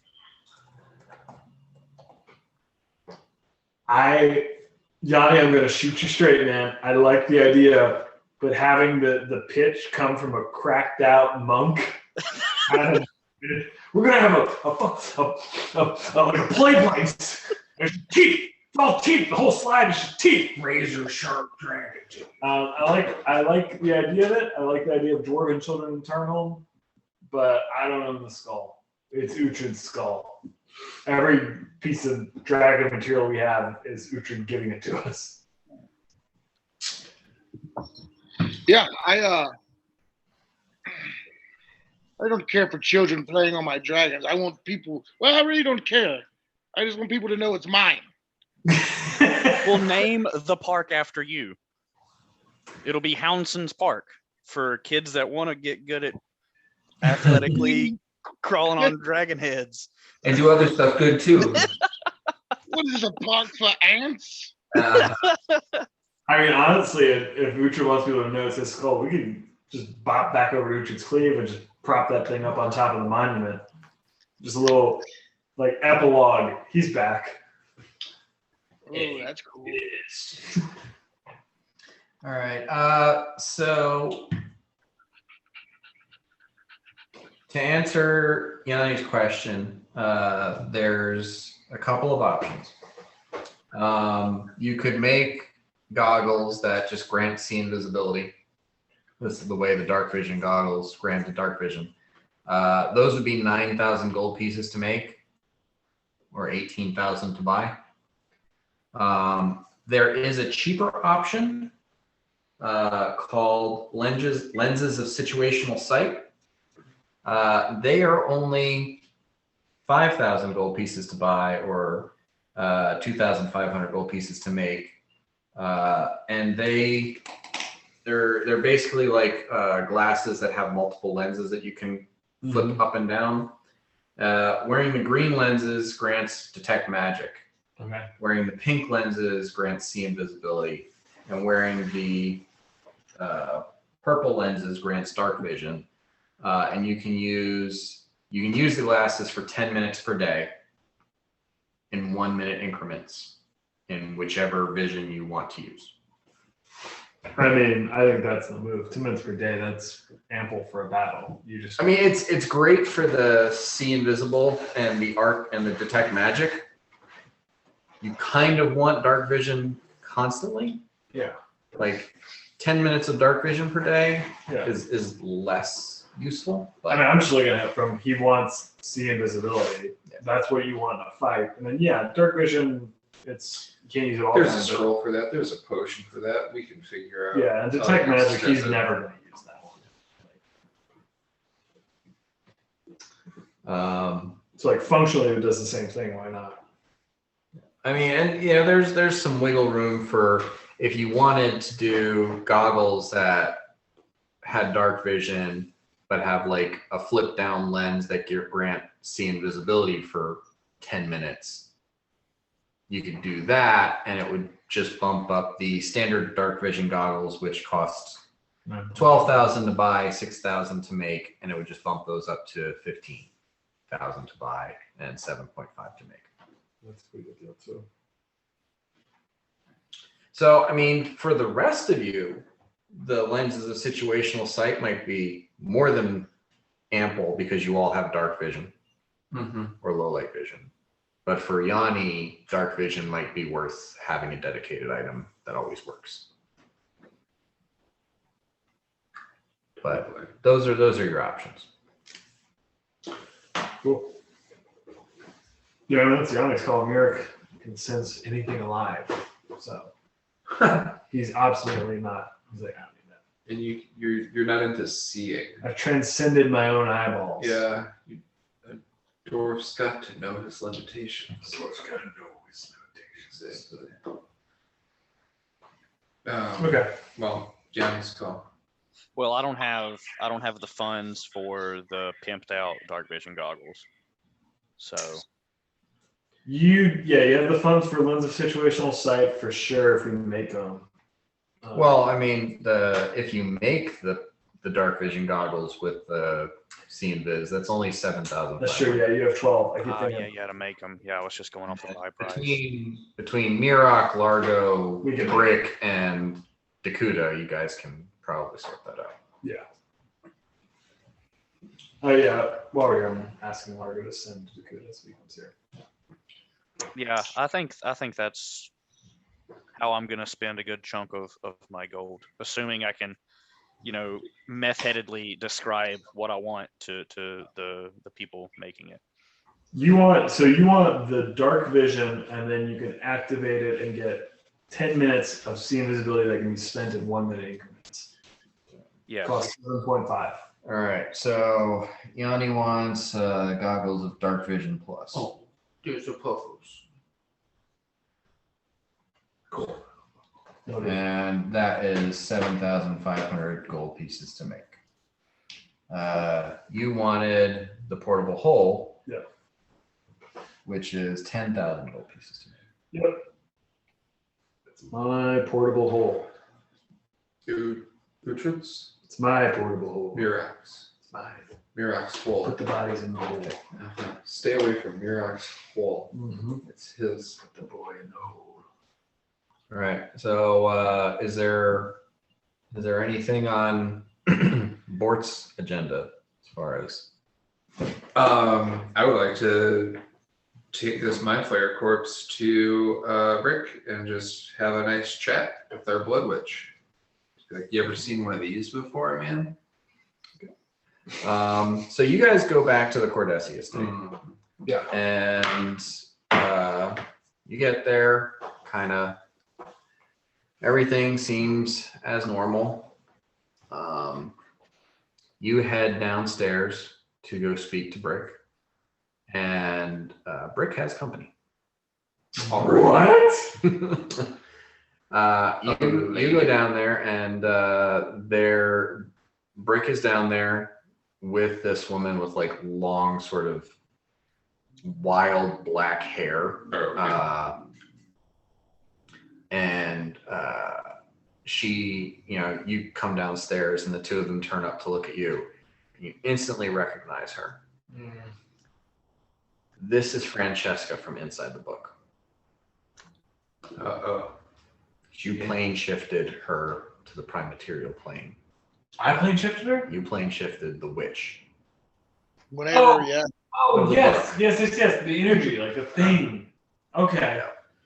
This is from the story book. Yeah, because we. And there's like this sort of twisted version of a human sitting there, and like the mouth is too big, the teeth are pointy, the eyes are too large. Cartoonish. But it is. And Okay. Is she chill? nothing about her looks chill. No. Is she chill?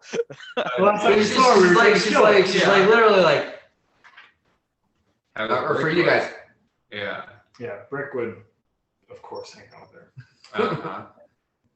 How did that, so, did Mirak send her there? Amir, you're in the kitchen. this is you, yeah. This is just me. Yeah. I say, hi, Brick. How'd you meet your friend here? He says, funny story. Would have been nice if you gave me warning. Oh. I mean, you live here for free, Brick. Calm down.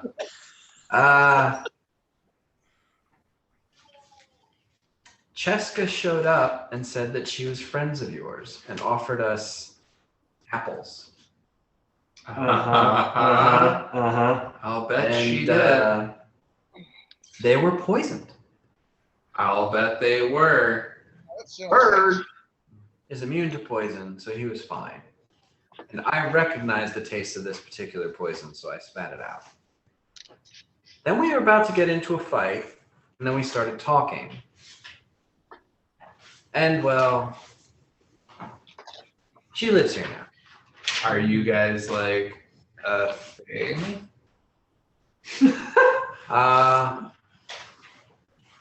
He looks at her, and she looks at it, and she looks back at him, and he says, do you mind?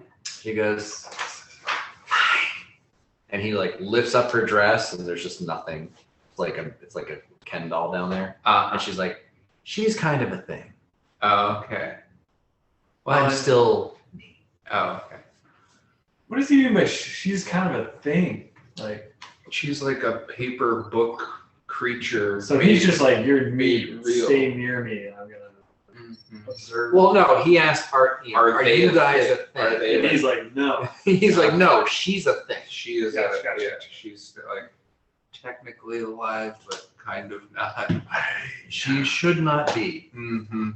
She's I an abomination. Did You- some weird spoken things in the to book. An I abomination in mean, the you eyes know, of though, your God. technically you created life. So Twice. that's, yeah. Blasphemer. And Well, tell me, Brick, have you ever seen one of these? And I pull out a 3-inch mind flare from my. You ever seen one of these? Like a mind flare action figure. And he's like, what is that? And he, collects it, is still rather confused by it, and then you see his eyes like glow with sort of purple with gold wisps in it, and he goes, oh, and then he casts Dispel Magic and turns into a full size. And then both of Brick and the witch from the book are just goes like, oh, and start.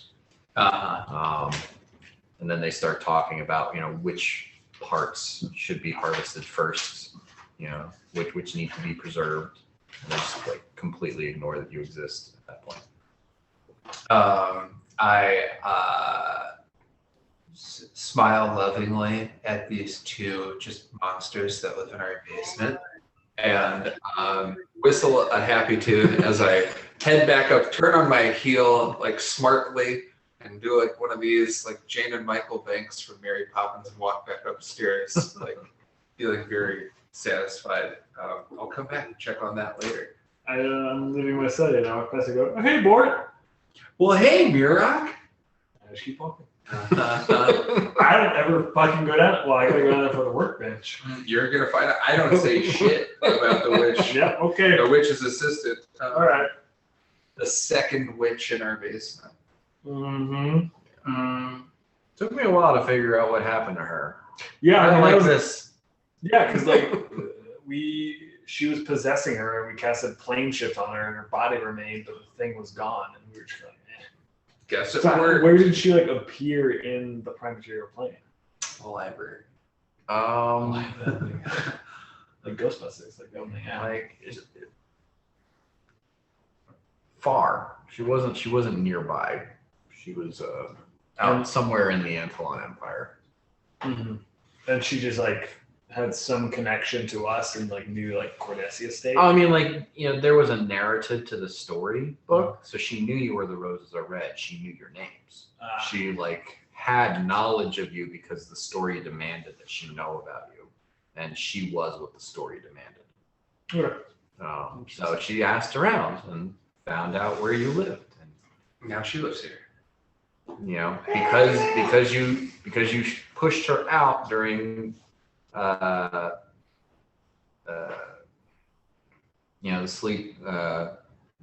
snow giants and the sleeping dwarf. She was the evil witch with the poison apples. That was what you sent into the real world. So she showed up with poisonous apples to kill people. And she's a witch. Well, to put them into endless comas. Right. Yeah. Not kill. Right.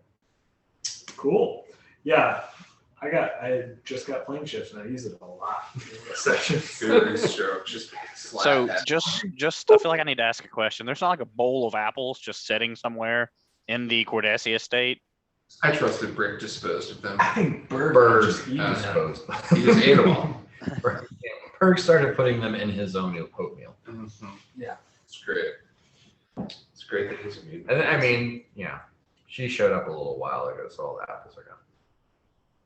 Mm-hmm. Yeah.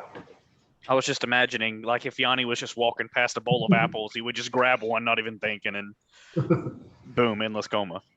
Yeah, you're an apple guy. Oh, you'd make your fortitude save. That's comforting. Probably. I've delivered my mind flare to our witch. Yanni, are you making these glasses? Buying these glasses? Well, he needs needs either components. Margot or Mhm. Dakuta or Brick or something Yeah, to make the the glasses. workbench. Gotcha. I guess I've got. I also have a dragon, like a red dragon's tusk that I'm gonna go show Erica. Okay. But we're gonna have to make a big thing about that. Okay. In Fordstown. We'll speed through that. Uh-huh. You go see Erica. You give her the tusk, and she is, thrilled to see you. She wants to hear the whole story. She also pulls out a bunch of books and basically talking about how she's been studying all of this stuff. She knows that you guys are taking on bigger things. She actually has 9 or 10 books about chromatic dragons, which is surprising.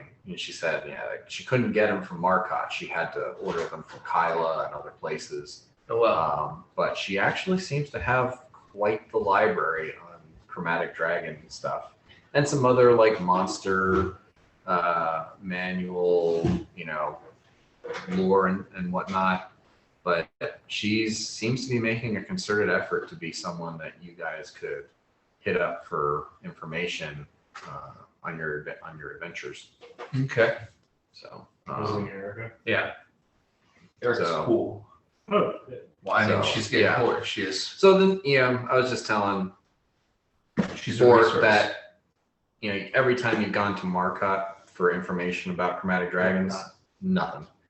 She just like bought every chromatic dragon book she could find on the island. That's not gonna backfire at all for her. That's gonna be great. But yeah, no, she's 100% down for Team Roses Are Red. She wants to be. I think she wants to be like the head of the fan club. Oh, It's great. I tell her she's doing a great job. I leave her a cool tusk. Yeah, she asks if you need any equipment. I get a couple of whistles for my adventure bag. Those are going to be coming back. Everybody's wearing whistles this year. Okay. Yeah, mostly. I mean, I asked her anything cool, any interesting new adventuring bits that have come across your desk in these long months. She does, like, she sees that some of your equipment has changed. She asks if she could take a look at it. So she like takes a look at your equipment, and then you notice like she's looking at your cloak, and she's kind of like, I know what you want. What do I want? She pulls a pouch out of her pocket, and opens it up and puts it under your nose. Oh, yeah. Erica partakes. All right, this danky. Erica is also a halfling. Erica. Oh, she is cool. Yeah. she's a Awesome. So she like Go in the back. flips over the sign in the window, locks the door, and you guys smoke up for like a good solid hour. Sweet. Hanging out with my homie. And you're getting like this, like Gavin got you like the out in the field shit. This is like the hydroponic shit. This is like the this is like the special strain shit. Eric is a connoisseur. I would expect no less. Sweet. Fort stoked. Tell you at least. Tell you at least how we've been. Stick to the fields. I asked Erica if I, can buy some weight. Yeah, how much do you need? Let's start out with, I don't know, like 5 pounds. That's I insane. think I got about 3 that I can let go at the moment. I'm not But gonna clean come you by out. next week. I'll be by next week. I don't want to clean you up. That's fucking insane. Yeah. I know this is a fantasy world. This is like the first time I'd be like, nope, that's unbelievable. How much is an ounce of weed in the real world? I mean, It's in the weed. like a jar. Oh, I'm asking how much In does price. it cost to buy an ounce of Oh. weed in the real world? Because I do not know. I mean, like between like $200 and $700. Yeah. Okay. So 16 ounces, and you want 3 of those. So let's say because she likes you, let's say 300 times what was that? 48, or 3 times 3 times 48. 3 times 48 is 144. Mhm. So add 2 0, and so 144 gold for 3 pounds of. Awesome. I want to show level 20. Yeah. I mean, This is the good shit. That's insane. Well, he's also supplying Yanni now as well, so it might not last to 20.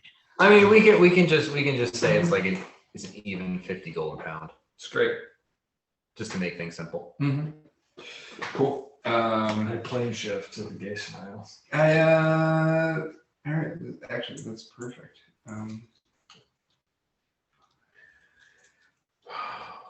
I leave a pile of gold with Erica. Tell her I'll be back next week. I thank her for everything, whisper some sweet nothings, and take my leave. All right. She takes the tusk, and she, like, you see that she actually made a shadow box for the black dragon claw and the green dragon claw, and she's like, you didn't get a claw, did you? Oh, I hate that for her. Did I get a claw? I think you guys grab some claws. I think it's Yeah, I think you guys said, yeah, I'll get some claws, I'll get some scales. Yeah. I got some. I'm like, I got you a claw. Thank you for a claw. Cool. Do you want this back? Yeah, I'll take the test. All right. So this is like she starts trying to figure out like make like a 3-prong sort of Cool thing. Yeah. Yeah. yeah. And like that's half of what she's doing while you guys are smoking up in the back. It's like working on her shadow box. Great. Taking It's like all 40 locust, minutes to man. figure out how to orient 3 things.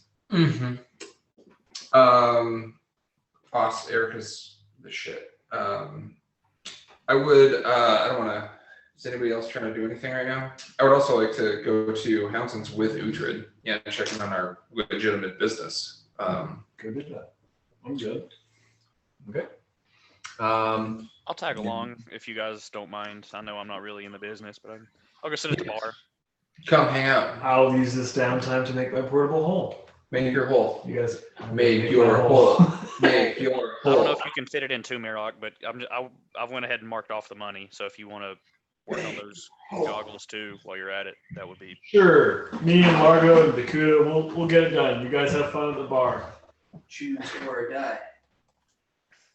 Just think of how much more effectively I'll punch things to death, being able to see them. Oh, you don't gotta convince me, man. I'm stoked. I don't even get why you guys are going to the bar. I can make booze anywhere in the world. We're checking in on our legitimate business. That's fair. Yeah. That's it. This is above board. I guess the black market hasn't really been running since. Yeah, it seems like you kind of let it go. After I did, We had but the you know, child labor dispute. I got a feeling I've got a contact. Old pal. Okay. Well, we're gonna meet him in Kylo later, but he's gonna be my new guy, I think. Okay. Interesting. We'll find out. Skinner? Really Or hoping Chugger? you take the kobolds up and the kobolds are going to run the black market. Oh, that'd be nice of that. Once you said they won't think twice about eating a human baby, I was like, Merrick wouldn't take that risk. He just wouldn't. Just don't put them anywhere they're human beings. I can't account for 6 kobolds at all times, Dan. Just running loose. Well, at a certain part, it's the human parents' fault for leaving a baby with a kobold. Yeah. And there's an orphanarium in the town, and Merrick's lawful neutral, so he's just like. I'm also half expecting like Uhtred's kid would just whip him into shape. Maybe. I mean, look, I gave Snarga a seal shield, and I gave him a mission statement. So if he finds his way back to Papa, that's his call. That's how Snarga talks. Oh, yeah, he's Snarf. He's our Snarf. So myself, Uhtred, and Yanni head to Houndson's.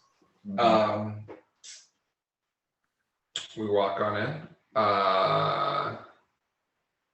We've returned victorious.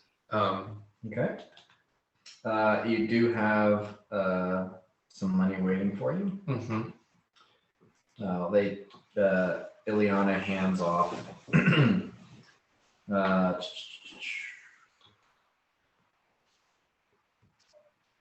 About 200 gold to Uhtred. Cool. Passive income, just doing it. I asked Ileana, it's now a good time to talk about how the business is going.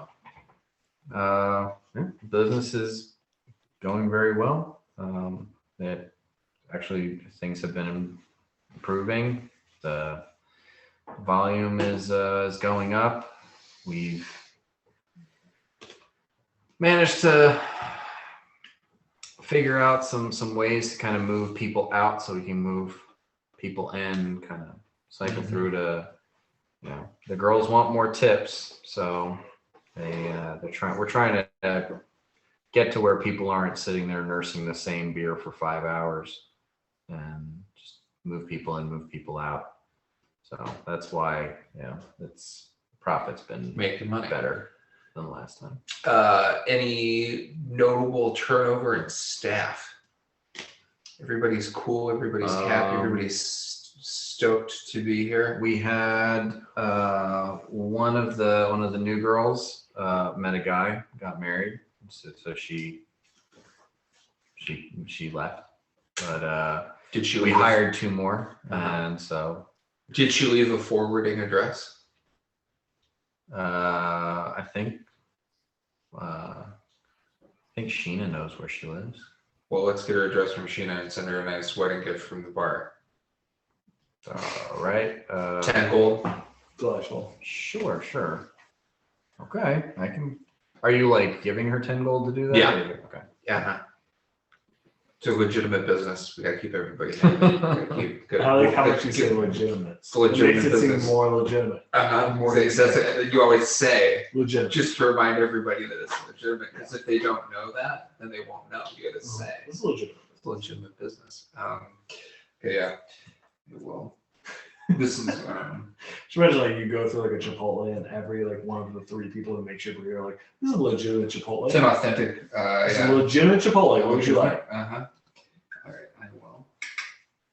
10 gold from the Houndson's stash. Port, you know. Uhtred, are you sharing half of this Houndson's gold with me? Yep. They.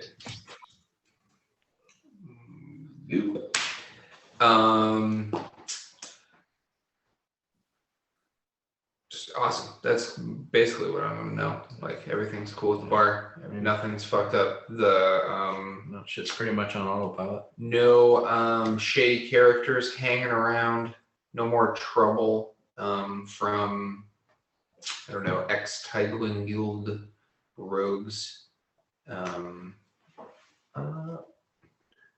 No, word's been getting around that this bar belongs to Uhtred, and word's been getting around about the roses are red, and it's just sounds like a really bad idea to mess with something that belongs to one of you guys. Great. Has Brick been showing up? Every night Every night. for dinner. Has he had a dining companion? She's kind of got a face, and I sort of. Oh, there's a woman that shows up with him from time to time. She seems normal. Okay. Uh-huh. She doesn't eat much. I would imagine not. Paste binder clips and such. you're losing Ileana at this point. Ileana, you're doing a great job. Here's 5 gold. Get yourself something nice. Dude. And Uhtred, any bookkeeping or anything you're trying to? No, I mean, I think you covered it. Everybody seems happy with how it's running. Mm-hmm. Nobody's messing with the bar, as I assumed. Mm-hmm. We're good.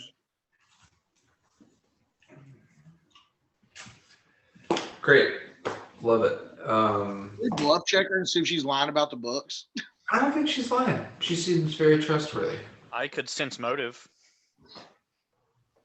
Do it anyway, yeah. I mean, Yanni, I can't, if you need to, just for your own monk's path. 37. Okay, Does so everything much seem on the up and up? With your extremely keen senses, like you're verging on, especially with her, you're verging on reading her mind. You get the impression like she doesn't want them to look too hard, but that's more of a thing that she's been giving everybody raises, as opposed to like it's not like she's skimming off the top. Yeah. She just knows she could be running the business cheaper, getting you guys more money, but she likes having control and being able to give her and all the other staff Spreading it around. It's A great. little thief. better than a living wage. Totally. I respect that. So I would just keep that to myself and have a warm heart knowing that there is good leadership there. I mean, like, part of it is she's like, she doesn't want these two morons Exactly. fucking with what she's got that works. Yeah, no, it's working. Well oiled, and the more that Uhtred and Bort are not there, the better it seems to function. Is she smarter than Uhtred? I think No. she just makes better choices than Uhtred. Well, maybe She has multiple ranks in profession tavern keep. Okay. She knows exactly what she's doing in this very narrow field of knowledge. She's probably not as overarchingly smart as Uhtred, but when it comes to bars, she's Stephen Hawking's and you are Bert Crenshaw. Satisfied. Eating, drinking, hanging out, Houndsons. Gonna get this black market thing going up, but not now. Sorry? Gonna get the black market fired back up later, but not now. Okay. Thinking Armin's your guy. I think so, man. Could do. Might be a guy. Maybe not the guy. I'm Team Chugger, if that matters. Dude, Chugger's the shit, dude. I think about Chugger every now and then. Chugger's pretty The cool. guy. Yeah. So a solid half orc. He's rolling with the crew. I love how you guys are more excited about the characters that I come up with on the fly. I mean, you made him 3 Chugger. hours. You made him an absolute moron of a half Or orc. Chugger. Sugar. He's Of course, the that's guy. our guy. Behold this all-powerful empress that revived you all. Fuck off! I'm gonna hang out with Chugger. What's he Yeah. up to? Maybe Talitha, get her out of here. Here's Chugger. Chugger, if you want to join our team, we don't have a great success ratio with orcs, but It's true. Okay, so the portable hole. Okay. Yeah. First off, yeah. you go downstairs and Yeah. talk to Brick. I imagine I'm walking downstairs with Largo and Dakuta. We're like computer programmers in the 90s going down to go like make a video game for like Atari or someone. We're just, oh, yeah, we're great at what we do. And like I walk in and I see her and I just immediately yell, what the fuck? Brick's in there though. So I think Brick would have like an opportunity. There is an intense Mexican standoff that happens for a couple of moments before explanations come out. Yeah, and I'm like, so I'm within range. I have life sense. Is she alive? Yes. Okay. That significantly changes Merrick's perspective because he's like, fuck, this thing's alive because of something I did. So that's just me from more aggressive to curious. There is a bit of a testing phase, and Largo tries charm person on her, and that doesn't work. Mm-hmm. So she's not a person; she's alive. She is something alive that is not a person. I let Dan walk down the hall. Is Mirok like a Frankenstein-esque daddy now, like Dr. Frankenstein and his monster? Is that? I mean, that's my I think that's where I'm dealing with right now. Is I'm like, okay, whatever this is, I'm responsible for it, and so like that's gonna like take the pedal off the gas of like, oh shit, this thing's gonna kill me. It's like I created this scenario. Mm-hmm. Hold on. Your internal dialogue is something along the lines of, well, if it isn't the consequences of my own actions. Yeah, my dude, I consistently think about that giant I sent to the Earth plane. It's out there doing something. Probably fine. Probably really bad. Yeah, I gotta think about it. It's alive. And look at emotions. A person.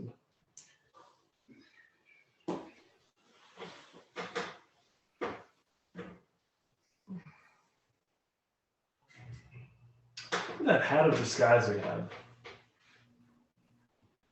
So what? Whatever that hat of disguise we had, you were wearing it when you were a werewolf. I guess I still have it. I'm at the bar. Yeah, I'm just thinking. But it's a party item. I haven't been using it. Yeah, we're kind of throwing her out. So she's alive. She's not a person. I ask her, "What is your intent?"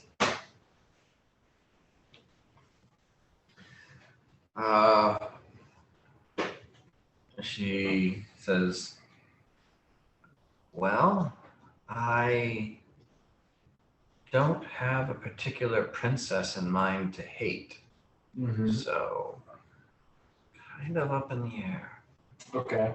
She's a free agent. And then she like gestures over to the vivisected mind flayer. That's interesting.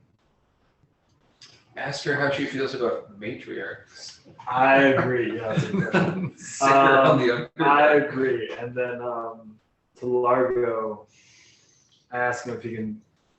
How do I say this? Largo only knows Sylvan and Common, right? I have not I don't learned think Sylvan. he's particularly, like Sylvan, Common, maybe one of the things. Does he know? He learned Orcish, didn't he? Yes. Yeah. So in Orcish, I say to him like, "Can you cast the mind spell where we all talk to each other? All right. Include Brick." Okay. He does that. And she's talking about, "Oh, that's interesting." I'm like, "Yeah, that is interesting. Tell me what your thoughts are on it." I'm going to let her expound. And then mentally to Brick, I'm like, "What do you want from this?" I indicate her. He says, "Well, she's very curious, and she's actually got some powerful magic under her command. Mm-hmm. She seems to be fairly aimless, but interested in the same pursuits as myself. So I've been taking advantage of her as a assistant, hoping that she maintains her interest, doesn't get bored, and decides to leave." And he uses the corpse definitely is working to that end. Okay. And I asked her, I'm like, "Do you know how she came to be here? Did she tell you?" We've been sussing it out since she arrived. I don't think she wants to fully believe that she is a character from a book, but a character from another plane. Or a person from another plane. That's fair. Though she is having a bit of concern about the fact that she's just not she's not completely equipped. Yeah. So I would tell Brick in so many words, she's a useful tool for you. And if you think she's safe here, as in she's not going to harm people in the surrounding area, I'll trust this to you. If at any point she wants to be more than her current condition, you let me know. And I imagine you're going to gather more value from studying what she is than her helping you study what you're interested in. That's possible. Yeah, but basically, I'm leaving it to his responsibility, while also indicating if this becomes more, if she wants to be more, let me know, because Mirak is like, I made this living thing. I'm just going to be responsible for it. He does say, if left to her own devices, I think she could be extremely dangerous. Yeah.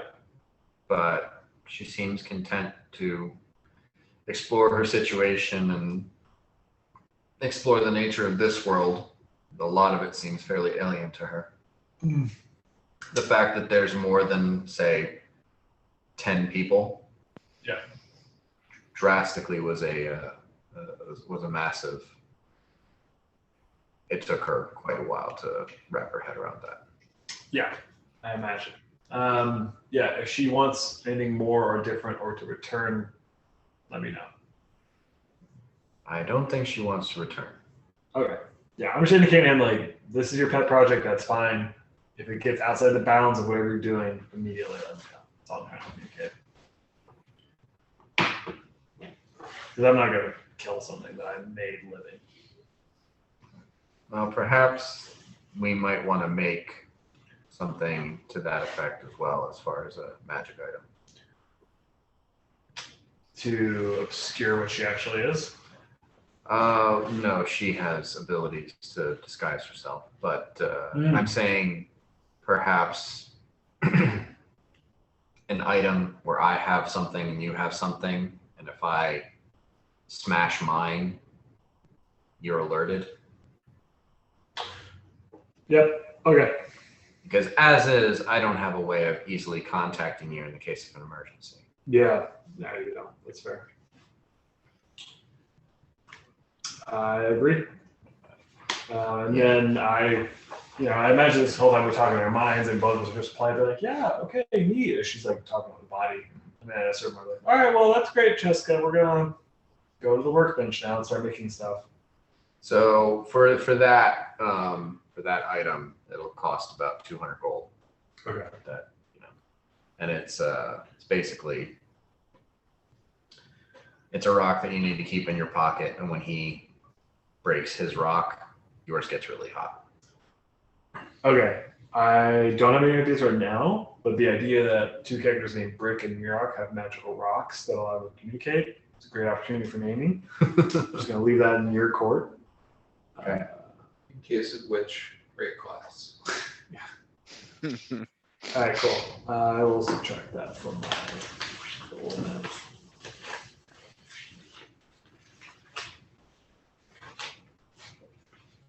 I got it. Brick's Mirok rock. Great. Yeah, love it. Mirok Rock. Mirok rock. Mirok Rock is in the house tonight. Mirok rock. There it is. Down a Fraggle Rock. Or the brick and the Mirok rock. It's a lot of runway here. Brick, your brick, hurry. Yeah.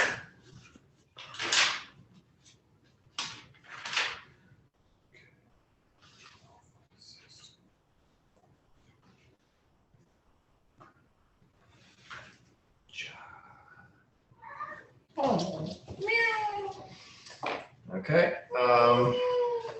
Okay, got it. So goggles of dark vision plus, portable hole, brick and Mirok rock. Yep. What else is on the crafting agenda? That's all I got right now. You also have the workbench for magical arms and armor if you want to upgrade anybody's weapons. Which could be exorbitantly expensive depending on what you're trying to upgrade and to what you're trying to upgrade it to. I mean, I personally haven't done any thought on my hammer, which is a pretty low grade weapon. So I don't. Not a big weapon guy. Not a big weapon guy, but I'm more weapony now. Mm-hmm. I mean, your armor is a +2 set of armor. Going from +2 to +3 would not be exceptionally expensive. The portable hole, it's $10,000 to buy. 10,000 gold pieces to buy. Make. Okay, 10K to make. And then to upgrade +2 armor to +3, what would that be? +3 would be 9,000 gold pieces. The +4 would be, or +2 would be 4,000. So 5,000 change, 2,500 2,500 to make. to go to bump from +2 to +3. To go to +4 would be 6,000. I could do that, but it would, Adding bonuses to armor is pretty fucking cheap. Bort, you've got a mithril chain shirt +2. I do. You're kind of in the same boat. It would be about what would I say? 2,500 to go to +3. It would be 6,000 to go to +4. Or no? Yes, 6,000 to go to +4. so 2.5K to go to +3, and then 6,000 to go to. +4. same thing. Yeah, Uhtred's got Fire Giant Hide Armor +3, getting that up to +4 would be 3,500 gold pieces. That is fucking nothing. Yeah, I mean, and this is something you guys have not been working on your defense significantly. I mean, similarly, the Rings of Protection going from +2 to +3 would be 4,500 gold pieces. No, 5,000 gold pieces even. And several of you. Same thing with the Amulets of Natural Armor going from 2 to 3 would be 5,000 gold pieces. You guys have a lot of +2s floating around. Yeah. Dan, what would be the cost of buying a cloak of resistance, like a +2? +2 would be 4,000 gold pieces. That would be just straight mine. Having it made, 2,000. So what would it be for making a cloak of 3 +3? It is the bonus squared times 1,000. Bonus squared. How much is how much it costs us to buy, 6,000? and then half would 9. 3,000. Half, +3 bonus squared. Oh, no, +3 bonus squared would be 9. right? So 9,000. 4,500 net. But yeah, those are all things. Also, for those of you that have specific skills that you want to buff up as high as possible, or the same figure on that, or actually it's cheaper. That is the bonus squared times 100. Mm. So if you wanted to upgrade your healer's gloves from +5 to +10, and it caps out at 10, that would be, right now, they cost 2,500 gold. You'd be upgrading them to a 10,000 gold piece. So that would be a value of 7,500, which would be a cost of 3,850. No, 3,750. So I'm just like throwing out there, upgrading your armor, upgrading resistance, getting skill bonus items are all fairly cheap. More expensive is upgrading weapons and upgrading amulets and rings. That's about twice as expensive, but these are all things that are. So I guess I'm trying to figure out if I should make my AC go up by 1 or get +3 on my saves.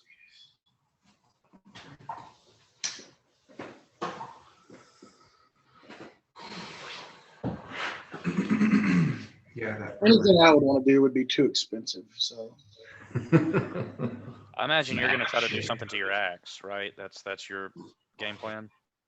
Big axe guy. Dan, do I have I'm outstanding just saving. mayoral income? I'm just gonna save money right now. It's a couple hundred. Okay, then that would put my armor within reach. I could do the portable hull and the armor, personally. I mean, I'm shy 200 gold pieces on the armor. I'll gladly give you that 200 if you make me a cloak of +3 real quick too. I mean, you don't got to. I have income from being a municipal servant. I want to pay you something for helping me out making these things, so let me do this for you. Okay, fair enough. This is for all Totally normal. So that should be 4,700 more gold removed from my account. So what do you want made? Cloak of +3, right? Dan was 45. It would be 45, yeah. Yeah. Okay. All right, so locking that in, I'm gonna make this armor upgrade. I'm gonna make a portable hull. Are the goggles still being made? Yes. Yeah. Okay. So the goggles and the cloak put you at exactly 12,000. Yes. Yeah, okay. Okay. So yeah, I've got 560 gold left. That's great. And then Mirok, you wanted to go to +3 on your armor? Yes. Okay, that's gonna wipe out all of my dragon-related things. So Dan, just to double check, that is just a straight +3 in the magic modifier for the fortitude, reflex, and will saves, correct? Correct.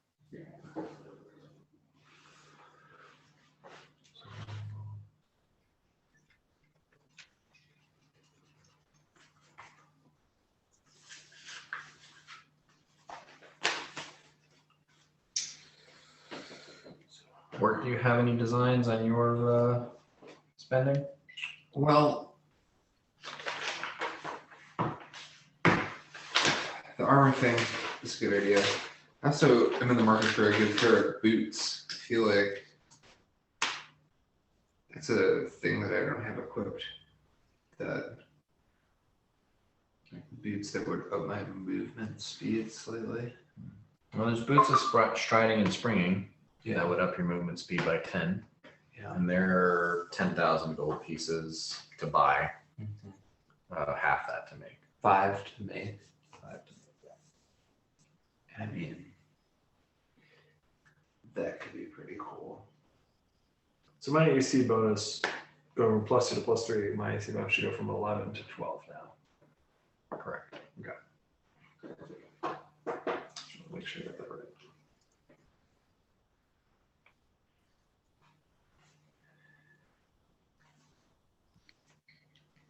And then to our money, we factored in like all the dragon scale and all that, right? All like the shit we own.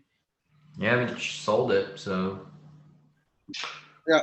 You've got dragon skin. Yeah, he has a huge amount of dragon skin. You gave Erica a dragon claw, you still have a tusk, and then I've given Dakota 4 scales.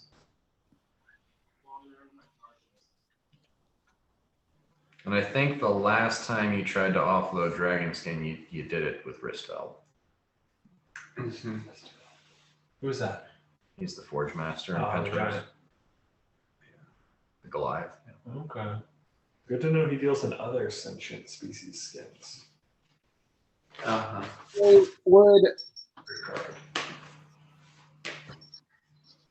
would the boots of winged flight be half the price that they're made? It's a good It dragon. was a yeah. good dragon. Yeah. Sorry, what was that, Uhtred? Or would to get like the boots of winged flight, would that be craft wondrous item fly 8,000 gold pieces, or would that be half that? The boots of flight? Is that what you're saying? Yeah. Yeah.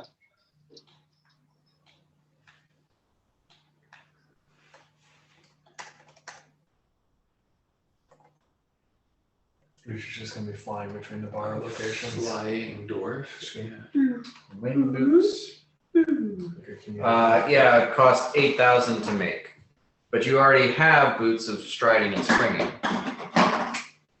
So if you wanted to add the fly onto those boots, then you'd have to add half again the price. So that would cost 12,000. Okay. I don't want to do that. Or you could get those boots and just give me your old boots. You can buy them from me if you want. For 2,000 gold? Yeah. You want to sell me some boots of striding and springing for 2,000 gold? You're my friend. It's great. Done. I buy Uhtred's boots of striding and springing for 2,000 gold. Okay, and Uhtred, you want winged boots to be made? Yep. For 8,000? Yep. Okay.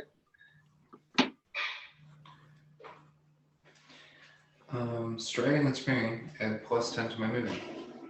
And plus 10 to your acrobatics check to jump. Oh yeah. We got another leaper. Yanni and Bort is going to start a circus if we can't do anything else. Jump around, dude. Welcome to the house of Hey, pain. Dan, will I lose anything? Plus now, 5 or- to +5 on acrobatics. It's just +5 competence bonus on acrobatics, so not even just the jump. +5 to your acrobatics. Wow. Flat. Because I needed that, but I'll take it. That's an insane acrobatics check. And then Dan, will that affect any of my stuff or will Sorry? I stay the same? Will I stay the same? I'm just able to fly now?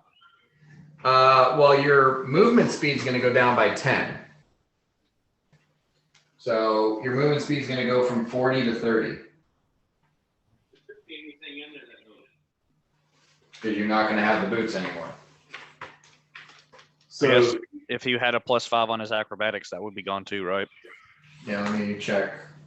I don't think we ever figured that in. Spring and strike. I just bought it from Mooch for 2,000 gold. That's a hell of a deal. And then Ucht's wants me to make boots of fly for 8,000 gold. Yep. Okay.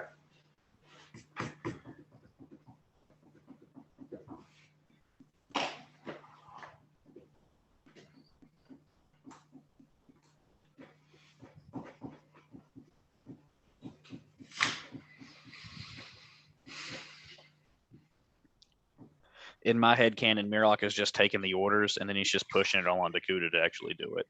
Yeah, I'm just yelling. We got a hot fly coming in. Put a pair of shoes on it. Got a box set spring mattress on the twos.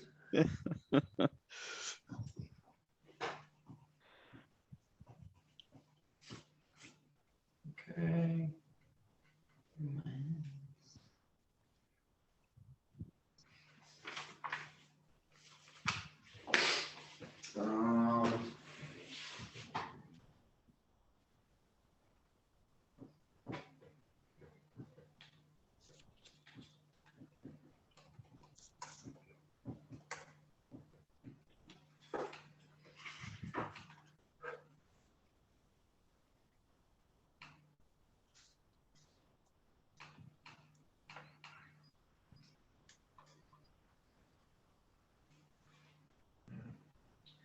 Fortunately, Largo is asking for the most expensive fucking shit.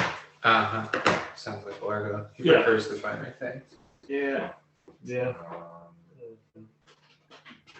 And it also makes sense with this character, like, yeah, Largo being completely out of commission an entire fight.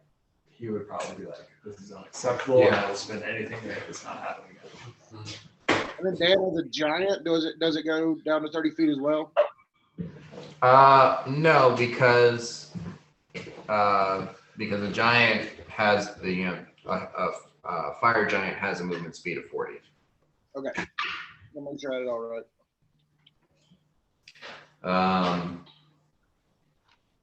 But when you're in armor, you're a fire giant, you're not a dwarf anymore, so your movement speed goes down. So it is 30 when you're a giant because your armor hinders your movement speed. But when you're a dwarf, you have a special ability that your armor does not hinder your movement speed. So it's just always 30 now. Yeah. For him, pretty much, yeah. But I can fly. But now you can fly whenever you want. For That's pretty sick. a certain amount of time per day, I don't think it's always. If you can do it so much. But, for one fight, That's wicked. I might have to look into adding that to my boots whenever we get into a large influx of cash again.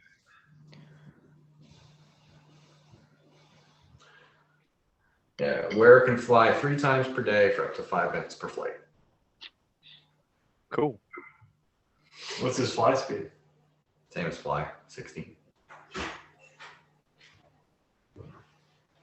Dan, would that be the case regardless? Let's say Yanni had that ability. Would his fly speed go or be actually less than his walking or Yeah, movement? you would be slower when you flew. Sweet.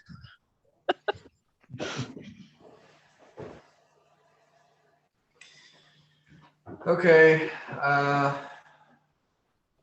Well, does that mean that Fort has a different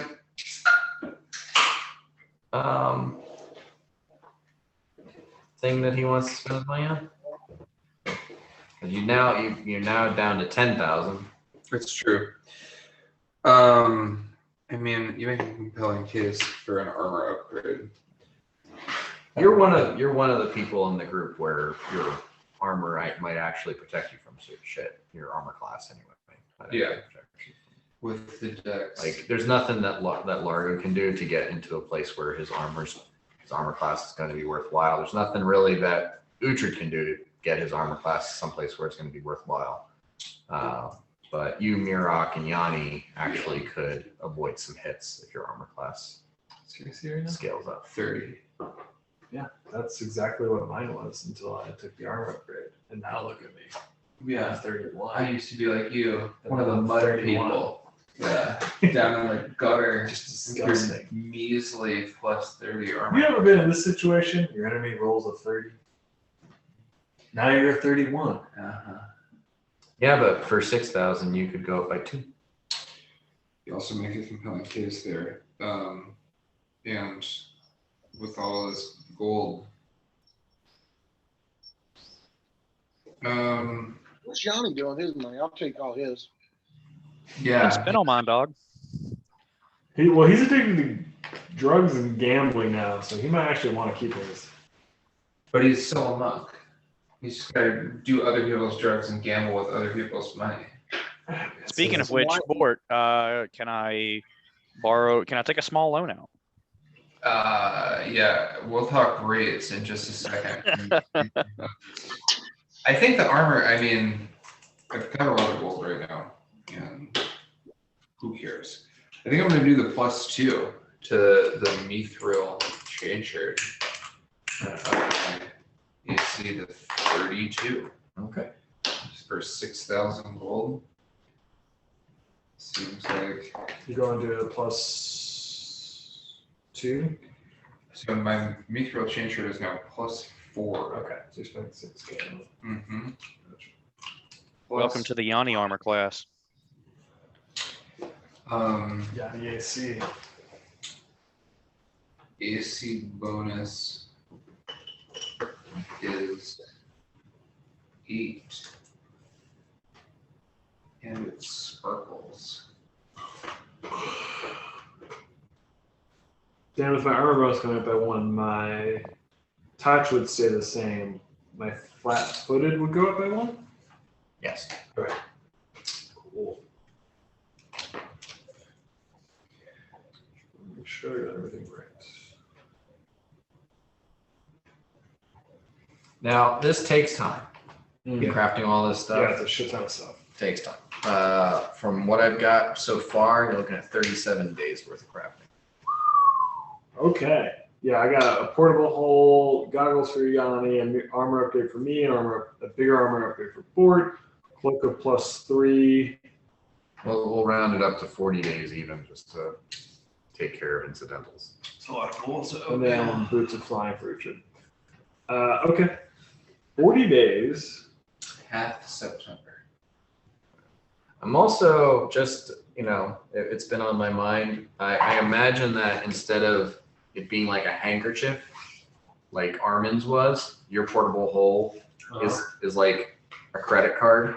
It's made out of metal that unfolds and just keeps on like doubling in size until it's actually a 10 by 10 foot square metal plate that opens up into Yeah. that just makes more sense and it's like stone on the inside instead of leathery. Yeah. Oh, yeah. Flavor-wise, I completely support that. I think That that's is great. wicked. Still functions exactly the same way. Oh, it's American Express.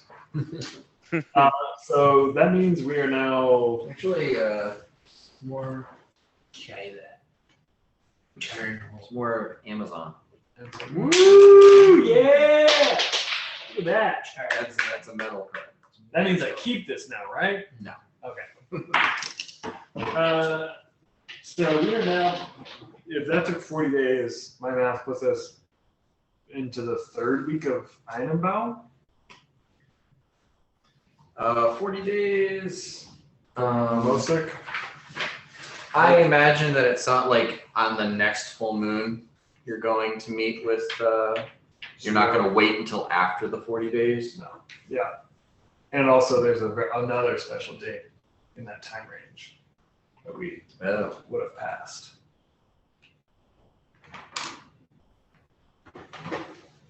Oh. Right, Ironbomb was right after Melissa. No, Yanabomb. Yanabomb. Okay, I went to the wrong page then.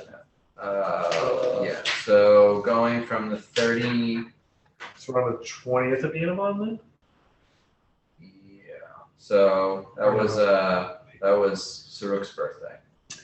Yeah. So what day? We're on like the 18th of Yanabomb, I guess. It would be. Well, it was a 39th. And I'd say before you get into all this would probably be the 40th. So you'll probably finish up. No, the 40th of Muzuk. Oh, okay. So it'd be the 20th of Yanabomb. Okay. By the time you finished all this stuff up. Cool. Halfway through that, you head back to Tarnholm and On the 55th, yeah. Oh.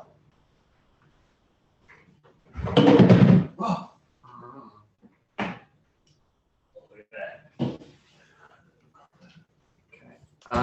that. Get it. That's all I need.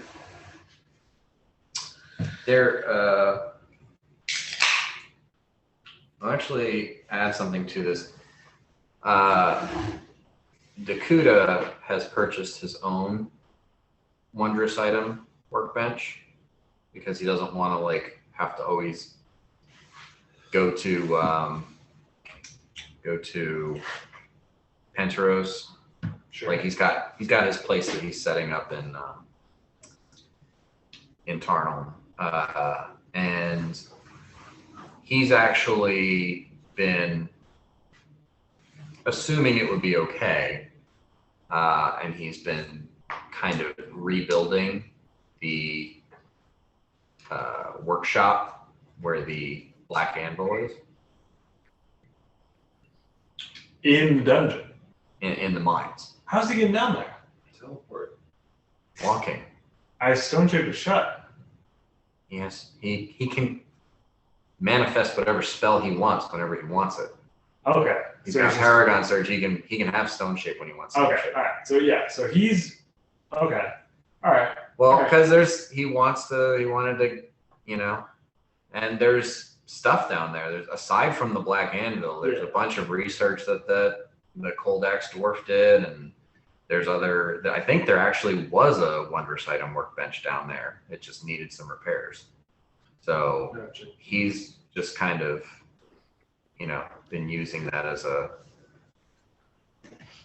I have that kind of errands in the air. I'm like, okay, all right, yeah. I'm cool with him doing that. He needs to maintain that, other miners, if they have questions, he needs to handle that. And I'm going to ask him to help me move the anvil at some point in the future. And he has to help me with that. That is the only payment I request. Okay. But I'll say that he has. It's kind of a fairly decent and impressive workshop that he's built in this space. So we don't need to hang out with Brick and. Yeah, and that was the thing. Like he's been going over there and dealing with Brick, and he just doesn't want to deal with Brick anymore. I mean, So okay, yeah. So I move our center of operations over to. So you have options, and I imagine that Mirok would want to spend a decent amount of time in Tarnholm, as opposed to hanging out in the basement with Brick all the time. Absolutely. You used to love hanging out. I have never liked Brick. I've disliked Brick. I've never liked Brick. At best, it's been neutral. There's never been where I'm like, wow, Brick, what a guy. But yeah, so there's that. There was that one time he killed two guys with his mustache. I did, and I really appreciate Brick. That was back at the start of the Little Blind contract. And you do notice while you're in Tarnholm that Delmar, who's the overseer of the mines, is missing 2 fingers on his left hand. What happened, Delmar? That's not new. It's just like all of a sudden you can fix things that you So I couldn't noticed fix it. before. what's the name of the bar? In Empty minecart. Empty Minecart, yeah. We're filling it back up again. It's got- Ask for red. Yeah, as for red. Yeah, that's what I was thinking. I was thinking of Sanford and Sons. Yeah, so I asked him to have Delmar to have a drink with me one night at Red's, catch me up on the operations of the mine, any issues, etc., similar to what Bort was doing. And then at the end of that, I say, I point his hand, I say, do you mind? I think I can help. Okay. I regenerate, I cast the spell. All right. So I'm gonna kind of storyboard this. Sure. There are several people in Tarnal who, one of the orphans lost several toes due to frostbite. There's a guy who is missing an eye. Yeah. From a lumber accident. There's Mhm. people who have like crippled limbs and stuff like that. And all of this is stuff that, low level healing can't cure, but Regenerate, okay. yeah. So you like Mayor. after you do that with Delmar, Word gets out. Yeah, and people totally. are coming and asking for help. This kind of snowballs and people are coming from outside of Tarnal to find the person who can recover limbs and fix things.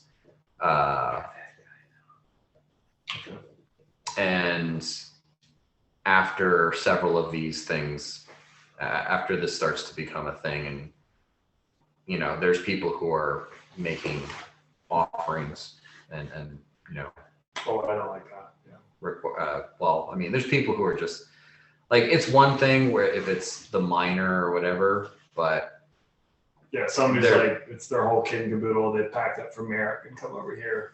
well, I mean, like nobles are showing up with their kid that was paralyzed after being thrown from a horse, and you can fix it.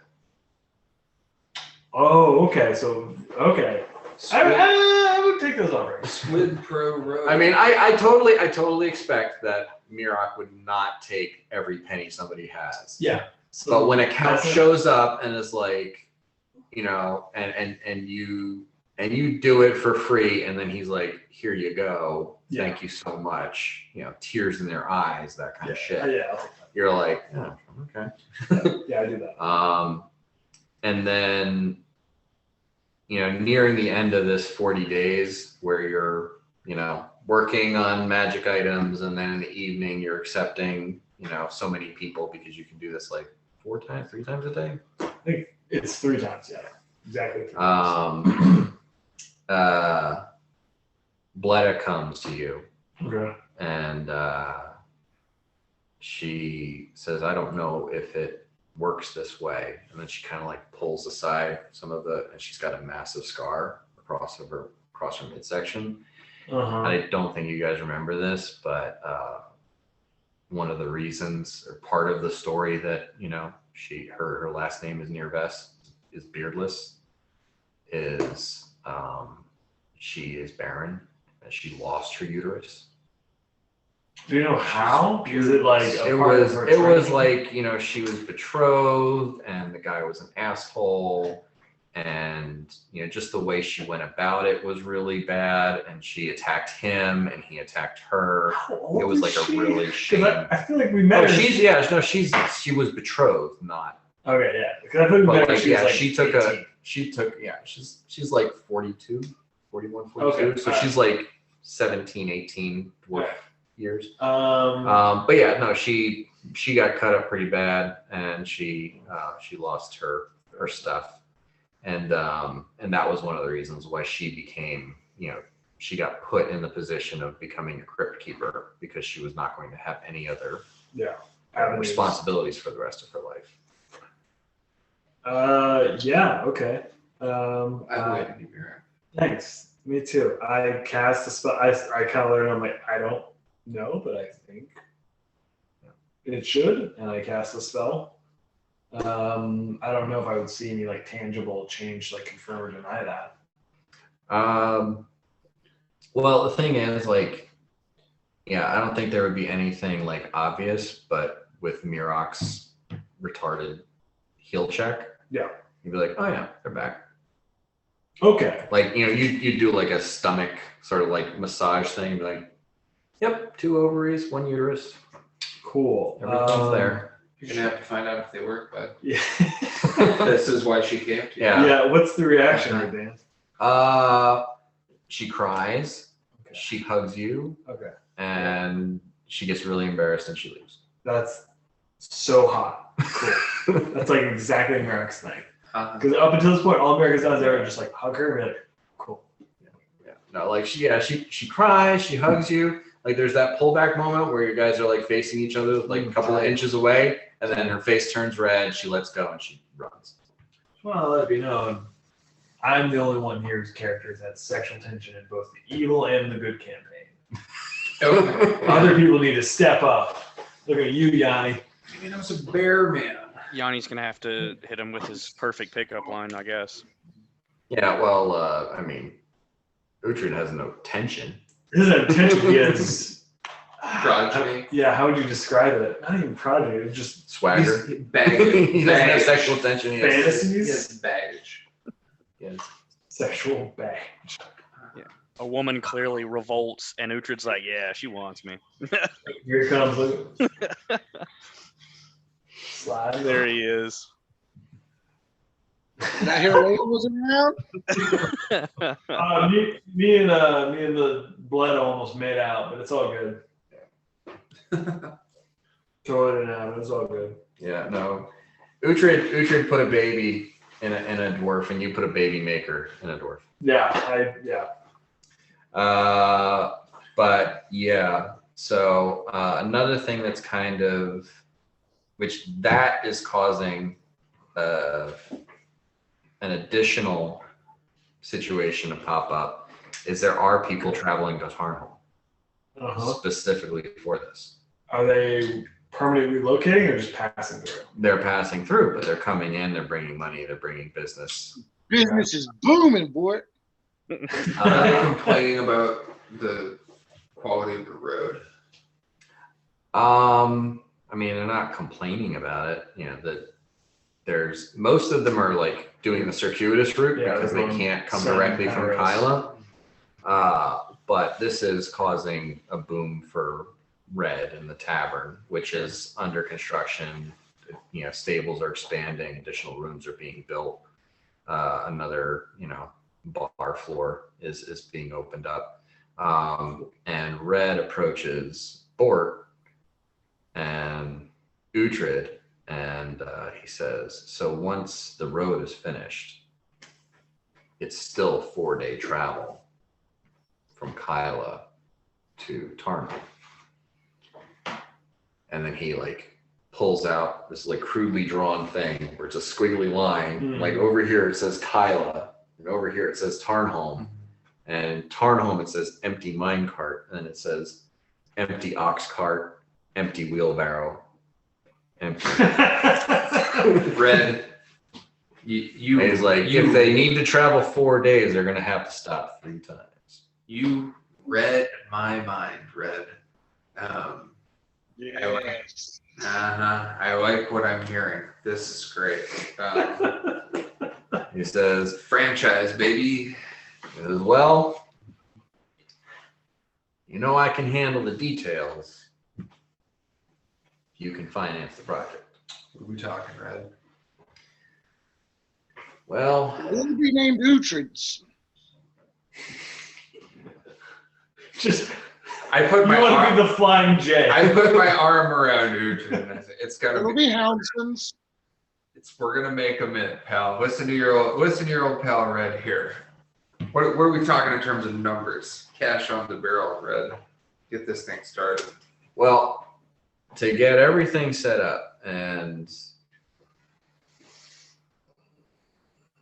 I mean, if we want to get things kind of rolling at the same time that the road opens up, more money is going to make this happen faster. But spitballing here, something about a half or a third the size of what the mine cart used to be. So it's still not, because these are just way stations. We can get it done maybe within 2 or 3 weeks after the road is done. Thinking if 1,000 a piece. Okay. 1,000 for each way station. Yeah, so 3,000 if we want to get them all up. By the time the road, well, within like 2 to 3 weeks after the road's done. I mean, I would assume we aren't sitting here. This is related to the road project. Mm-hmm. Do we have to wait for the road to finish? Can we just open one as like the camp of road builders is moving along? Because they're going to be there eating and drinking, so we can start making income now while they're in the camps.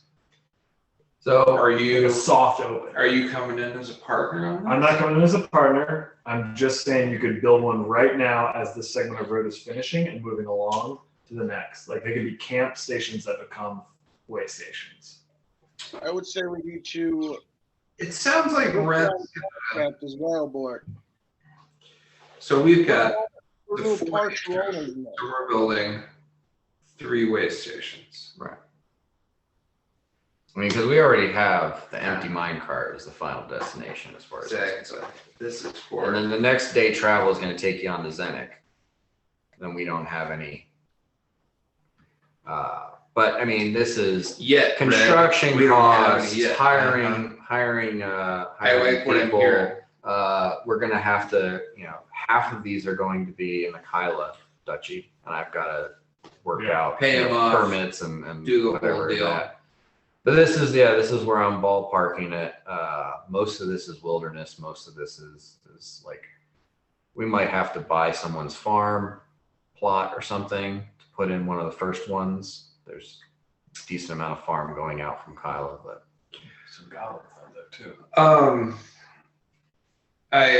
So you're gonna put a pin in that for just a second. Uhtred, come here. Sidebar. Confer with my legitimate business partner. Uhtred, do you have 1,500 gold? I do. Give it to me. We must talk first. Give me the gold. Listen, Equal partner. man, I will pull my. I am smarter than you. You are. Go on. Listen for a moment. We need to renegotiate our contract. Go on. Ooh. Right now, we are but mere money movers. We are not making any cash. Oh, we're This making man- it. This man who we bring everyone to, because of our friend Mirak at this moment and the road, takes all income pretty much. For the moment. your contract, when you signed it up with him initially was when the road opens, Mm-hmm. you will get 50% of all his profit. The road has not opened. But what about these new bars is what I'm trying to add in. Here's the thing, man. It takes money to make money. Which we have and he does not. Well, Right. And he's willing to extend the same thing. 50% of all profit. And what he's offering is he's handling all the logistics of setting it It's up, the- hiring, building, etc. it's the long con, man. It's gotta, somebody's gotta finance this. He's I gonna think, run. I think we're good with that, but I think that instead of when the road's done, it's when a location is complete, we start making money. Except for Reds. Like at the end of it, then we get all of it, but Well, these stations are gonna just built into construction plans for these. They're gonna open after the road's open because of construction timing and whatnot. Yeah, So- construction on the road has already started. and the construction deadline for the road is going to be complete before these way stations open. So people are going to get a little taste of what the road is like. Road is fucking hard. The road is fucking tough. Road's great. We've done it. Here's It's a the good deal. These pilgrims coming to have their maladies healed. These orphans without any toes that want them back. Yeah. They're hobbling along this road without a place to lay their weary head. If only they had, an empty ox cart or an empty mine cart, empty wheelbarrow, and what was the other one? The empty rain barrel. I mean, He likes his franchise idea. He says, Uhtred, my dear good dwarf, I'm perfectly fine. I can put, in smaller print, a Houndson's establishment under each. We have an accord. Uhtred coughs up 1,500. 1,500 gold. Orc coughs up 1,500 gold. We strike a deal with Red. We're the franchise, baby. Dude. How far along is there, Dan?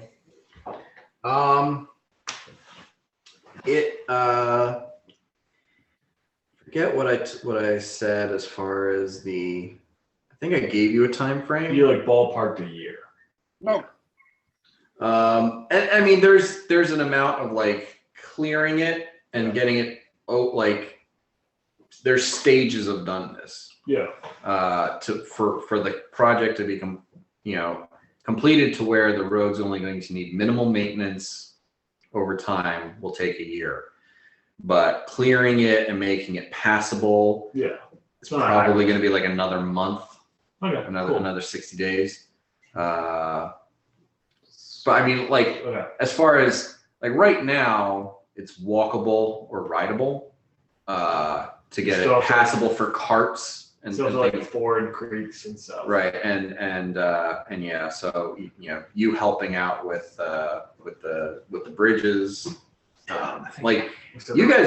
helping out with the bridges are going to make that whole part a lot faster. And you have Largo at your disposal, so basically you spend 8 hours making. Well, I would assume you wake up in the morning, Largo teleports you to one of the bridge locations. Yep. You do stone shape, stone wall, blah blah blah blah blah. Yeah, engineering checks, everything. Then you teleport to the mine, go down to the crafting area with Dakuta, craft for 8 hours, then you walk back to Tarnholm, or Dakuta teleports you back to Tarnholm at the end of the day, and you regenerate 3 people. Busy day. Okay, so. Well, I mean, that's like civil. That's like 9 hours. Dude, I know. Seriously. I'm putting in a lot of effort into this town. Okay. Wow. So I think there were 4 crossings. So like 4 days. Well, I mean, 4 days to get the standard stuff up. You probably, the more time you spend on it, the better those bridges become. Mara wants to make them like really great bridges. He wants them to be like Roman viaducts. So, I mean, yeah, I figure like each day you get, flat, sort of angular but functional things, and then over time you're like adding railings and making it, adding support structures and making everything both very dwarven-esque and very high quality. And over this time too, you're learning. So you're going back to the bridges that you've worked on before and making them better as you architecture students are just like 100 years ago, and you can see how the style evolved linearly with the road. Right. Yeah, but in your case, you can actually go back and just reshape the structure to better. You don't even have to tear it down and rebuild it. Yeah, it would be like a linear thing from like, oh, it's amazing to like, this is fucking. The Linville Viaduct. Like, I'm thinking like it would finish with something like whatever the cathedrals in Barcelona. Oh yeah. Sand drippy. Yeah, the drippy guy. Something where you're just like, this is insane. Yeah, it's very dwarven, except that there's like these flowers that are kind of like in certain places, because that is Well, that's the price that Largo demands you pay for the teleports. Then I put flowers in it. Door. You add something more, I make Colorful. them all roses. Doesn't matter. That's great. I like our business arrangement that we have here. I like what you're doing. Played a lot of This Sim City. It's 40 days that we have here. And you're crafting and doing your civic duty and making roads and healing the sick. Mm-hmm.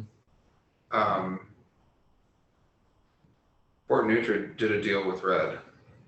I have 3 pounds of weed. And I'm just thinking about. Well, you can go back and next week and get the other 2 pounds. I mean, we're chilling, man. It's a slow took here, I guess.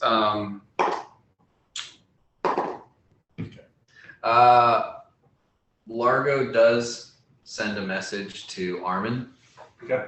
And Armin does relay back that it's taking him longer than he expected. Okay. So it's probably going to be 6-7 weeks. As opposed to 5. Okay. And half of this, like I was thinking, oh shit, because like halfway through this 40 days, you're gonna have to go to Kyla and do this thing with Armin. Yeah. So then I just rolled a couple survival checks for Armin, and he rolled like a 3 and a 5. And I'm like, okay, so he doesn't get to Kyla until you're done with all of this bullshit. Cool. We'll keep it simple. Sounds good. Cool. So like basically at the end of this 40 days, the bridges are finished. Okay. You've gotten this deal. There's and I'll say over the, by the time this 40 days comes to an end, there's an additional 1,500 gold pieces in appreciation from some of the nobles that you've helped. So out of offerings, I've taken 1,500 gold pieces. Yes. Okay. Cool. That's nice. Oh, that's cool. All this infrastructure. I blew all my gold, so that's actually really nice. Uh-huh. Yeah. So yeah, there's a lot going on.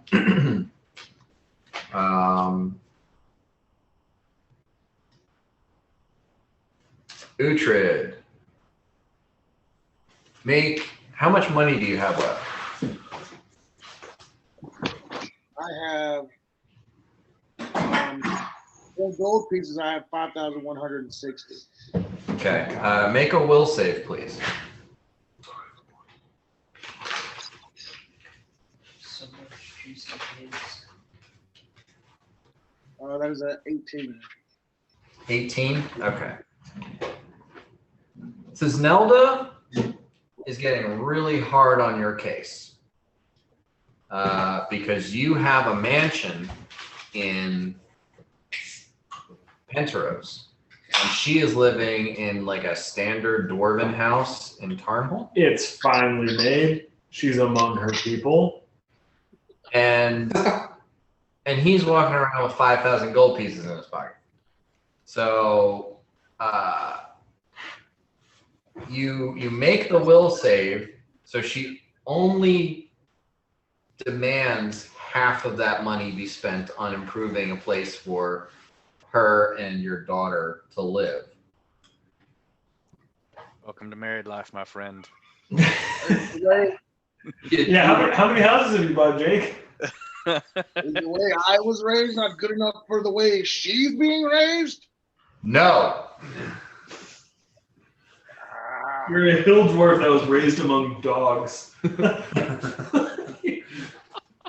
She was an upper caste nobility, and she wants better for Siffi than this. And you can provide it and have no excuse. I was saving the money, my love.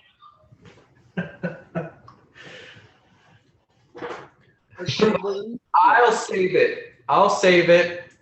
It'll be in safe hands with me, my love. Okay. Well, I'm a little short this month, so here's 1,500 of my total loot. You made the will save. half. So 2,500, buddy. Give her the 2,500. This argument's having a. You said you had 5,000 something. I'm not getting into the weeds on the minutia. At 5,160. Okay, so she's gonna take 2,500.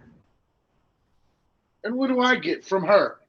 Unconditional love and a protected home for your child. You remember how you made that? How you made Sippy? Mm-hmm. Yeah, you get a lot of that. Yes.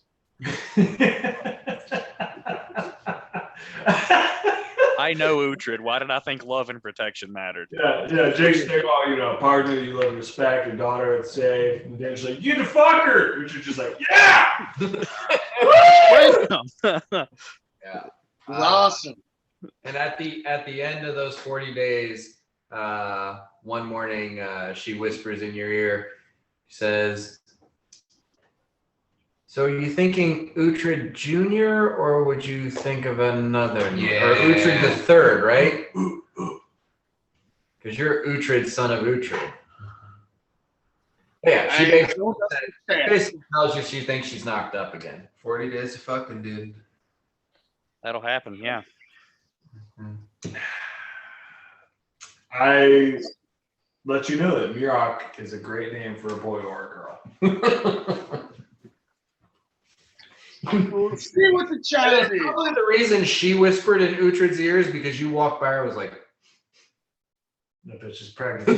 Yeah, and immediately. "You're knocked up." Yeah, 'cause I sense life. I'm like, life. Oh my god. I will become a father again. Incredible power. We're gonna have to throw a party. Yeah. Yeah. Quite the chutzpah. Can't wait. How long are dwarves pregnant? What? How long are dwarves pregnant? A little over a year. Jesus. Gives me time to get away for a little bit. Jesus Christ. Never change. Yeah. Uhtred, roll percentile die.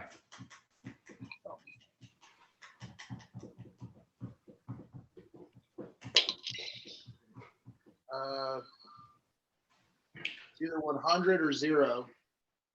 That's 100. Yeah, but if it's double zero. So you got double zeros and a 0? I got double zeros. And what about the other one? Oh, sorry. Yeah, roll the single digit.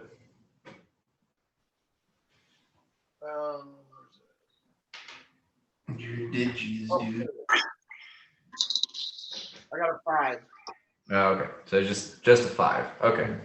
That would have been something if you got a straight up 100. Yeah. Damn, dude. Okay. 5%. Good to know. Oh no, Why is that's the that- worst. Yeah, that's all right. I was just trying to figure out if it was a boy or a girl. What would 100 do? Twins. Your name is Ooh, your name is Dread. Well, it would probably be triplets or quadruplets or something. I'm aware that Tisnelda's pregnant. I don't think she would know that I would know because of how I am, but I would just start talking to her how like the schools are really good in Tarnal and like it's an up and coming community and shit like that. She already lived there. Yeah, I know. But I can tell. I'm a dwarf. She's an upper caste dwarf. I get this isn't her scene. Yeah, well, that the money thing happened early. So she's got people coming in to expand her house, and a lot of it is actually basement. Good. Love that she's staying in the community. It's great to hear. Do we have a weapons room? We need a weapons room. Hey, if she doesn't get you a weapons room, I'll get you a weapons room. All right. Well, for 2,500 gold pieces, you're getting like what is probably around a 3,000 square foot ranch house with 3 basements underneath it. Damn. because you're dwarves, and she wants, she wants something that's closer to what she grew up in. Yeah. But yeah, no, it's a fucking mansion, dude. You say the word, and I'll make a cool. Game. Mhm. Yeah. And yeah, there's definitely there's a training room, there's a weapon room. Like in the very far corner away from where all of the bedrooms and stuff are, yeah, there's a. This is like the biggest house in town, besides like Count Wen. He doesn't live in Turtle. It's smaller than the than the town hall, but the biggest house, yes. Yeah. You're the Biltmore estate of Turnholm. So split. Yeah, but Count Wen lives outside of Zenek. He doesn't live in Turtle. Yeah. It doesn't look that big from the surface. It's all underground. So the top still looks like the original kind of dome-ish dwarf thing, but then below it just balloons. It's maybe 3 times that big. Okay. But the thing is, it's still dwarven, so like it's only about 8 feet tall at the ceiling. Yeah, 8 feet tall at the ceiling, and then the roof is almost flat. Yeah. So like the tavern looks huge in comparison. There's some human houses that are stick built that have no basements. They look much bigger than Uhtred's house, but it. But among dwarves would be like, that's a fucking bitch. Yeah. They know. Yeah. They would go into the first floor and see that nothing that like the rest of the house has to be someplace else because this is. You're just making money. This is all foyer. Yeah. A foyer. Yeah. So. Good stuff. Is there any fiddly bits on Yanni's? Oh yeah. Radar? So I think he's gotta keep his hands or his mind busy, otherwise it's gonna turn into fear and loathing in Tarnholm. So I guess I would ask Mirok if I could buy a plot of land on like the edge of like the outskirts of Tarnholm. I think to buy land, that would go through like Count Wen, right? You have the authority to allocate. Yeah. Yeah. If I can, I would set them up. You could probably, like, without pushing things too far, you could probably allocate about 5 acres. Okay. I agree. I'm like, yeah, we can do that, Yanni. If I can, I would like to put him adjacent to Dakuda. Dakuta's Dakuda's center of town. Okay. Yeah. Cool. I'm hoping it's this land butts up to a creek or something. Not that big of a deal. But I would put him on 5 acres as close to the is it the timber flow? Is that the river? Yeah, something like that. So yeah, I put you as close as possible to the river that powers like the sawmills in town. cool. So you're closer to the forests and stuff. Yeah. Yeah. That makes sense. Are you building a monastery? I am going to try to build a log cabin and fish a little bit. All right, cool. Yeah, if I can get Yanni 5 acres on the timber flow, I do that. Yeah, it's just like more than that would be seen as like showing favoritism and Yeah. But I'm like thrilled that, by that. there's plenty of and you've built a wall around Tarnholm, right? Yeah, it's the excess from the mine is used to make the well. But yeah, you also did some like like a low stone 5-foot shade. wall. Yeah. So he's outside the wall. No, he's inside. Okay, You like set that out at like a couple miles or something, right? pretty fucking far up because I was gonna make it really big, and then you let me know how big it is. Okay, yeah, I do that, and then when you tell me that you want to build a log cabin, I just stare at you blankly. Yeah, and I said, I know you're not going to like it, but I don't want to live in the rocks and under the ground.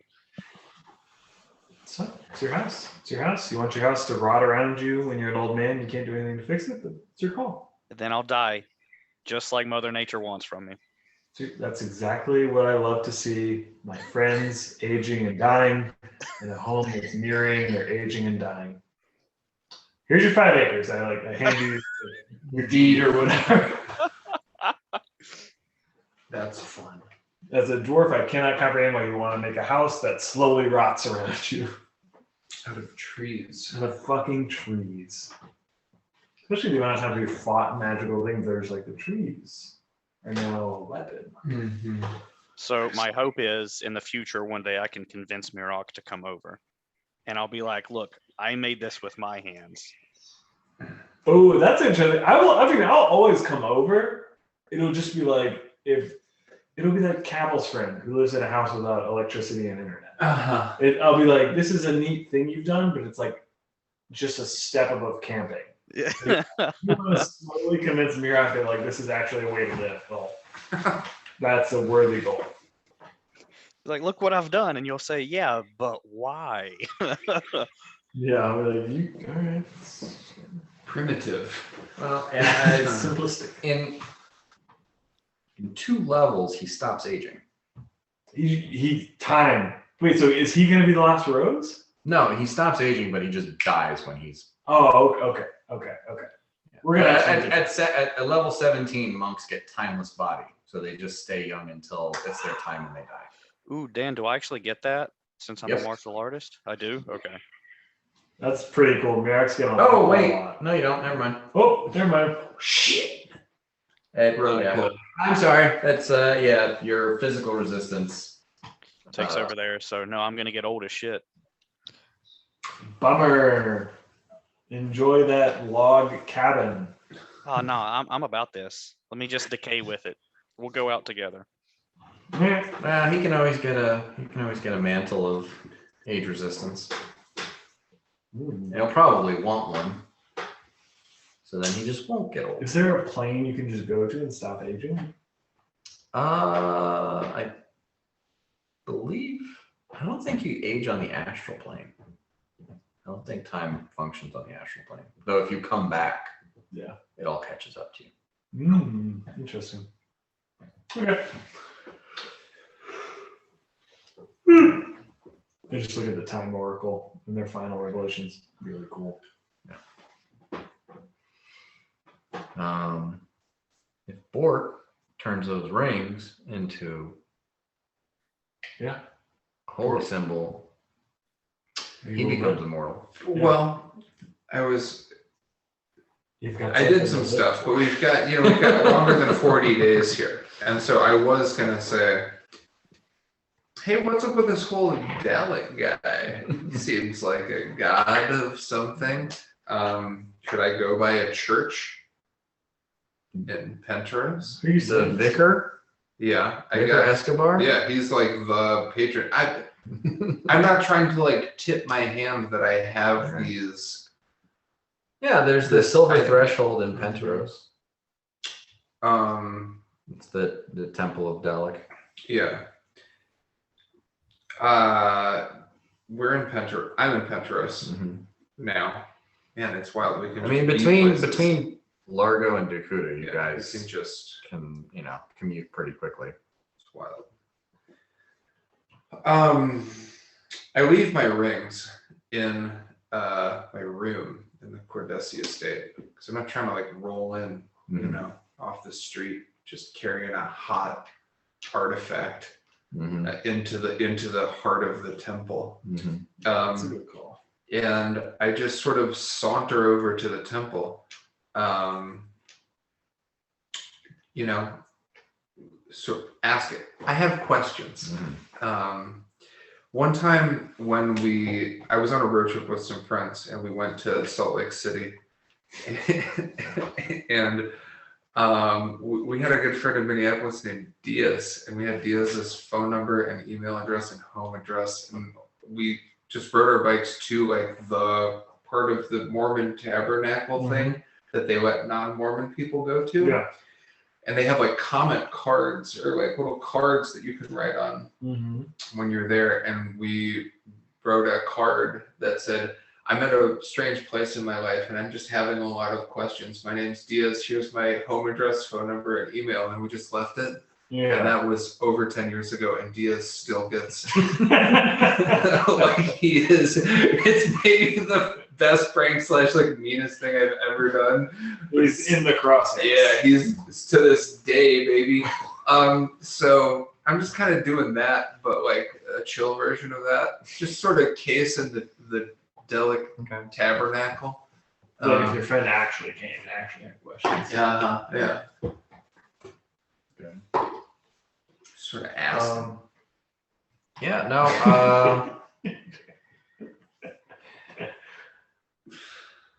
There's plenty of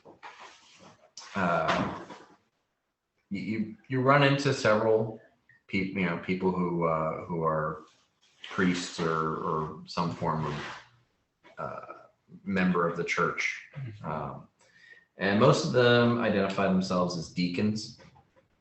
But you also run into, or you realize that there is a provost. This is another title that you come Comptroller. Yeah. No. No, not okay. But yeah, it's mostly deacons, provosts, and then they tell you that the vicar is technically the head of this church. Mm-hmm. There is an abbot in Kyla that they sort of report to, and then there's a bishop that goes up from there. But most of them know who you are. They're aware of whether they heard it from the vicar or whether they heard it from just about town, and they try to play it cool, but everybody kind of wants to talk to you because they know your pockets are deep. They know you are someone who goes out there and it's the god of ambition and greed. Mm-hmm. And you are going out there and you're changing the course of history. So that hits the ambition part, and you are throwing money around and buying property and doing all kinds of stuff. And that hits the greed part. So all of them are very interested in talking to you. And if you're asking about, the church and stuff, they kind of giving you this line of like, with as amazing as you're doing, either Delic is already looking at you and has plans for you and is behind you. And if he's not, imagine how much more you could do with that power supporting your future endeavors. And there's a lot of, this is not, going down to the local church and them telling you how, you just pray to God, like Delic manifests power regularly. There's proof of him existing. Mm-hmm. This is, you have an artifact that's basically created by his hand hidden under your bed. So like, when they say he can do shit for you, it's not an empty promise. I don't know if anybody here is religious at all. I don't want to step on anybody's toes with. In this world, there are gods, and they demonstrate their godliness, and it's part of. Yeah, it's not a thing like, 2,000 years ago. It's a thing like, oh no, like 30 years ago, this place, that guy, he did a thing. Yeah, it's like, remember last week when Mirok brought Largo back from the dead? His god. That's a Tuesday. It was an expression of the god. Yeah, that is divine magic. It comes from the divine source. I don't think that'd be Moses, would it? All your power is derived from your divine connection. Well, I worship Moses, the god of order, but my power is derived from the plane of life. Yeah, I'm kind of a free agent. Okay. Well, Double dipping. It's divine magic. The fact that divinity exists is real, and that the gods are concrete manifestations of that power. Which means they can be. I'm a known quantity to these deacons of Dalek, and that resonates with Fort. It's like, oh, they're like, ooh, this is a get if this guy is like, or a member of the thing. Does it seem like a business-minded community to me? The most business-minded. Did you watch Star Trek: The Next Generation? Yeah. Okay. These are the Ferengi. They're Ferengi. Yeah, they're Ferengi. And in fact, I modeled the tenets of this religion after the laws of acquisition. Code of acquisition, yeah. So, these guys are where business comes from. Mm-hmm. Dalek is the founder of contracts and making business deals. He created the concept. Mm-hmm. Well, Bort's intrigued. It's great. Just do a little ground game. Just checking it out. Showed the face. Didn't wear the hat of disguise. Just let him know. Bort's interested. Didn't wear the rings. After some interaction, you do the provost actually gifts you a holy symbol, which it's like there's a black enamel backing and like 18 karat gold rings. So Bort's probably first thing is like, I could hawk this for about 10 gold, but it's a gift. it's like a brooch. Yeah. It's about this size. Mm-hmm. It's like a cool pin. Sweet. And he says, wear it. See if sharing the faith brings any lucrative opportunities to you. I thank him for the holy symbol, and it's not long after that Red is like, yeah.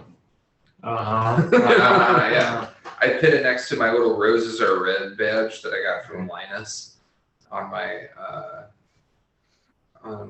cloak, on my Cape of the Mountebank. Cape of the Mountebank with fireball bits. Just rock it there. But yeah, I mean, they all want to, and there's also like they're always like, and if you want to make an offering, to curry the favor of Dalek, there's like 20 fucking collection plates and different things around the threshold where you can drop money in. It's like if you put the money in, the bowl tips down and the money falls into You're a winner. Ha ha ha. Yeah. It's just like, they don't want anyone to take the money back. Oh, gotcha. Like, it goes where you can't get it anymore. Rings a bell. Yeah. If you accidentally put in too much, that's too bad.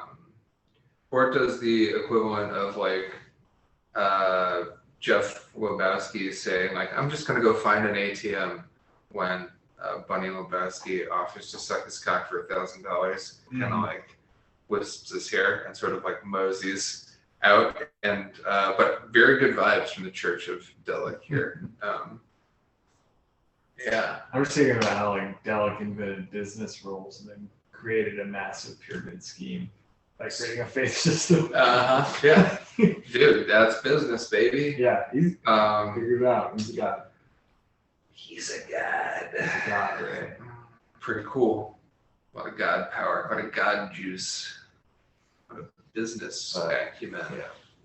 No, and I mean, you guys all know that there is an afterlife. Like that is also a legitimate thing. You talked to someone who passed to the other side. Gone Some to of the you other haven't side. gone to the other It's side. a whole deal. Yeah. So it's like God's empirically you might exist. end up in purgatory if you don't properly worship and have a place to go in the afterlife. And purgatory seemed pretty shitty. Pretty shitty. Not terrible. Not good. Not as bad as some of the levels of hell, but thing is, some of the if you're devout enough, you can go to hell and become a demon, not just one of the tortured Yeah. If that's what you're into, hell is awesome. You guys are all, hell is devils. The abyss is demons. You guys are thinking about your long dwarven lives. Yanni's thinking about his monk, whatever. Or Oh, I'm gonna die. Yeah, like 30 minutes. Yeah. Tops. Exactly. But die easy. Well, at 40, I don't know, 30, or it's Yeah, Short but brutal now, lives. now there's the avenue for you to be the last road. And then Largo's over there getting younger somehow. Yeah, so he's way out of us. We'll still beat him. It'll be close. All right. We'll beat him. needed to plant some seeds. Okay. To like here. Very cool. Wait, what did I assess? Just my keen rogues. I assessed the brooch value at About 10 gold.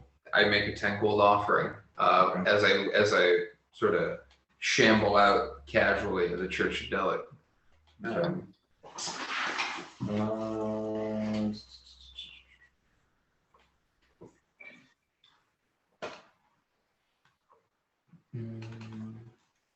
And that puts me right. That's auspicious. What's the number? Well, I have several wallets that I really like here, but this is my personal, just sort of like petty cash that I just kind of keep on my person. Just 500 gold to just, just for like this and that. Must be nice. Get into a Church of Delic, maybe find out, bro. This is wallet number 5. Uh-huh. I like it to be even numbers. And I've got a. Is it shaped like a coin? It's kind of like an oval, and the symbol of Delic is 4 interlocked gold rings. Gotcha. Which the rings of Alanfis are 4 gold rings. You have a piece of the Holy Cross. The true cross? Mm-hmm. The shroud of Delic?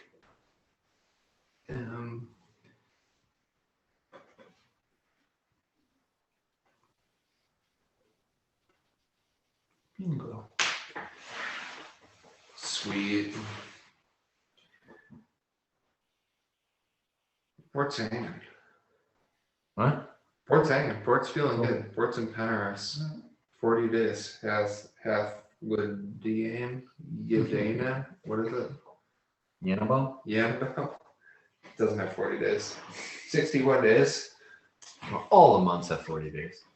They just have more than that. Yeah. All right. Well, it is a little bit after 10. So unless there's any other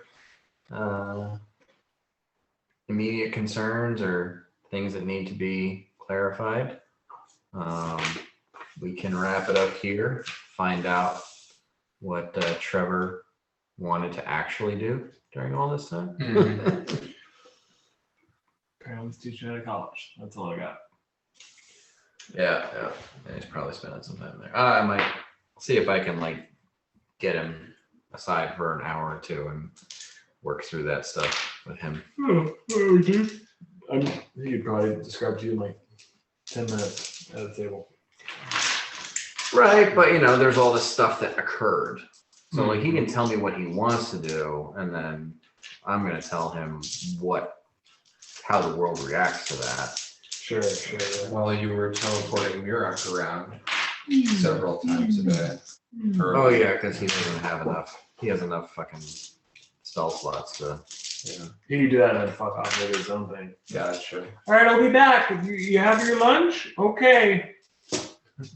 If you're gonna stay out late, just leave a note.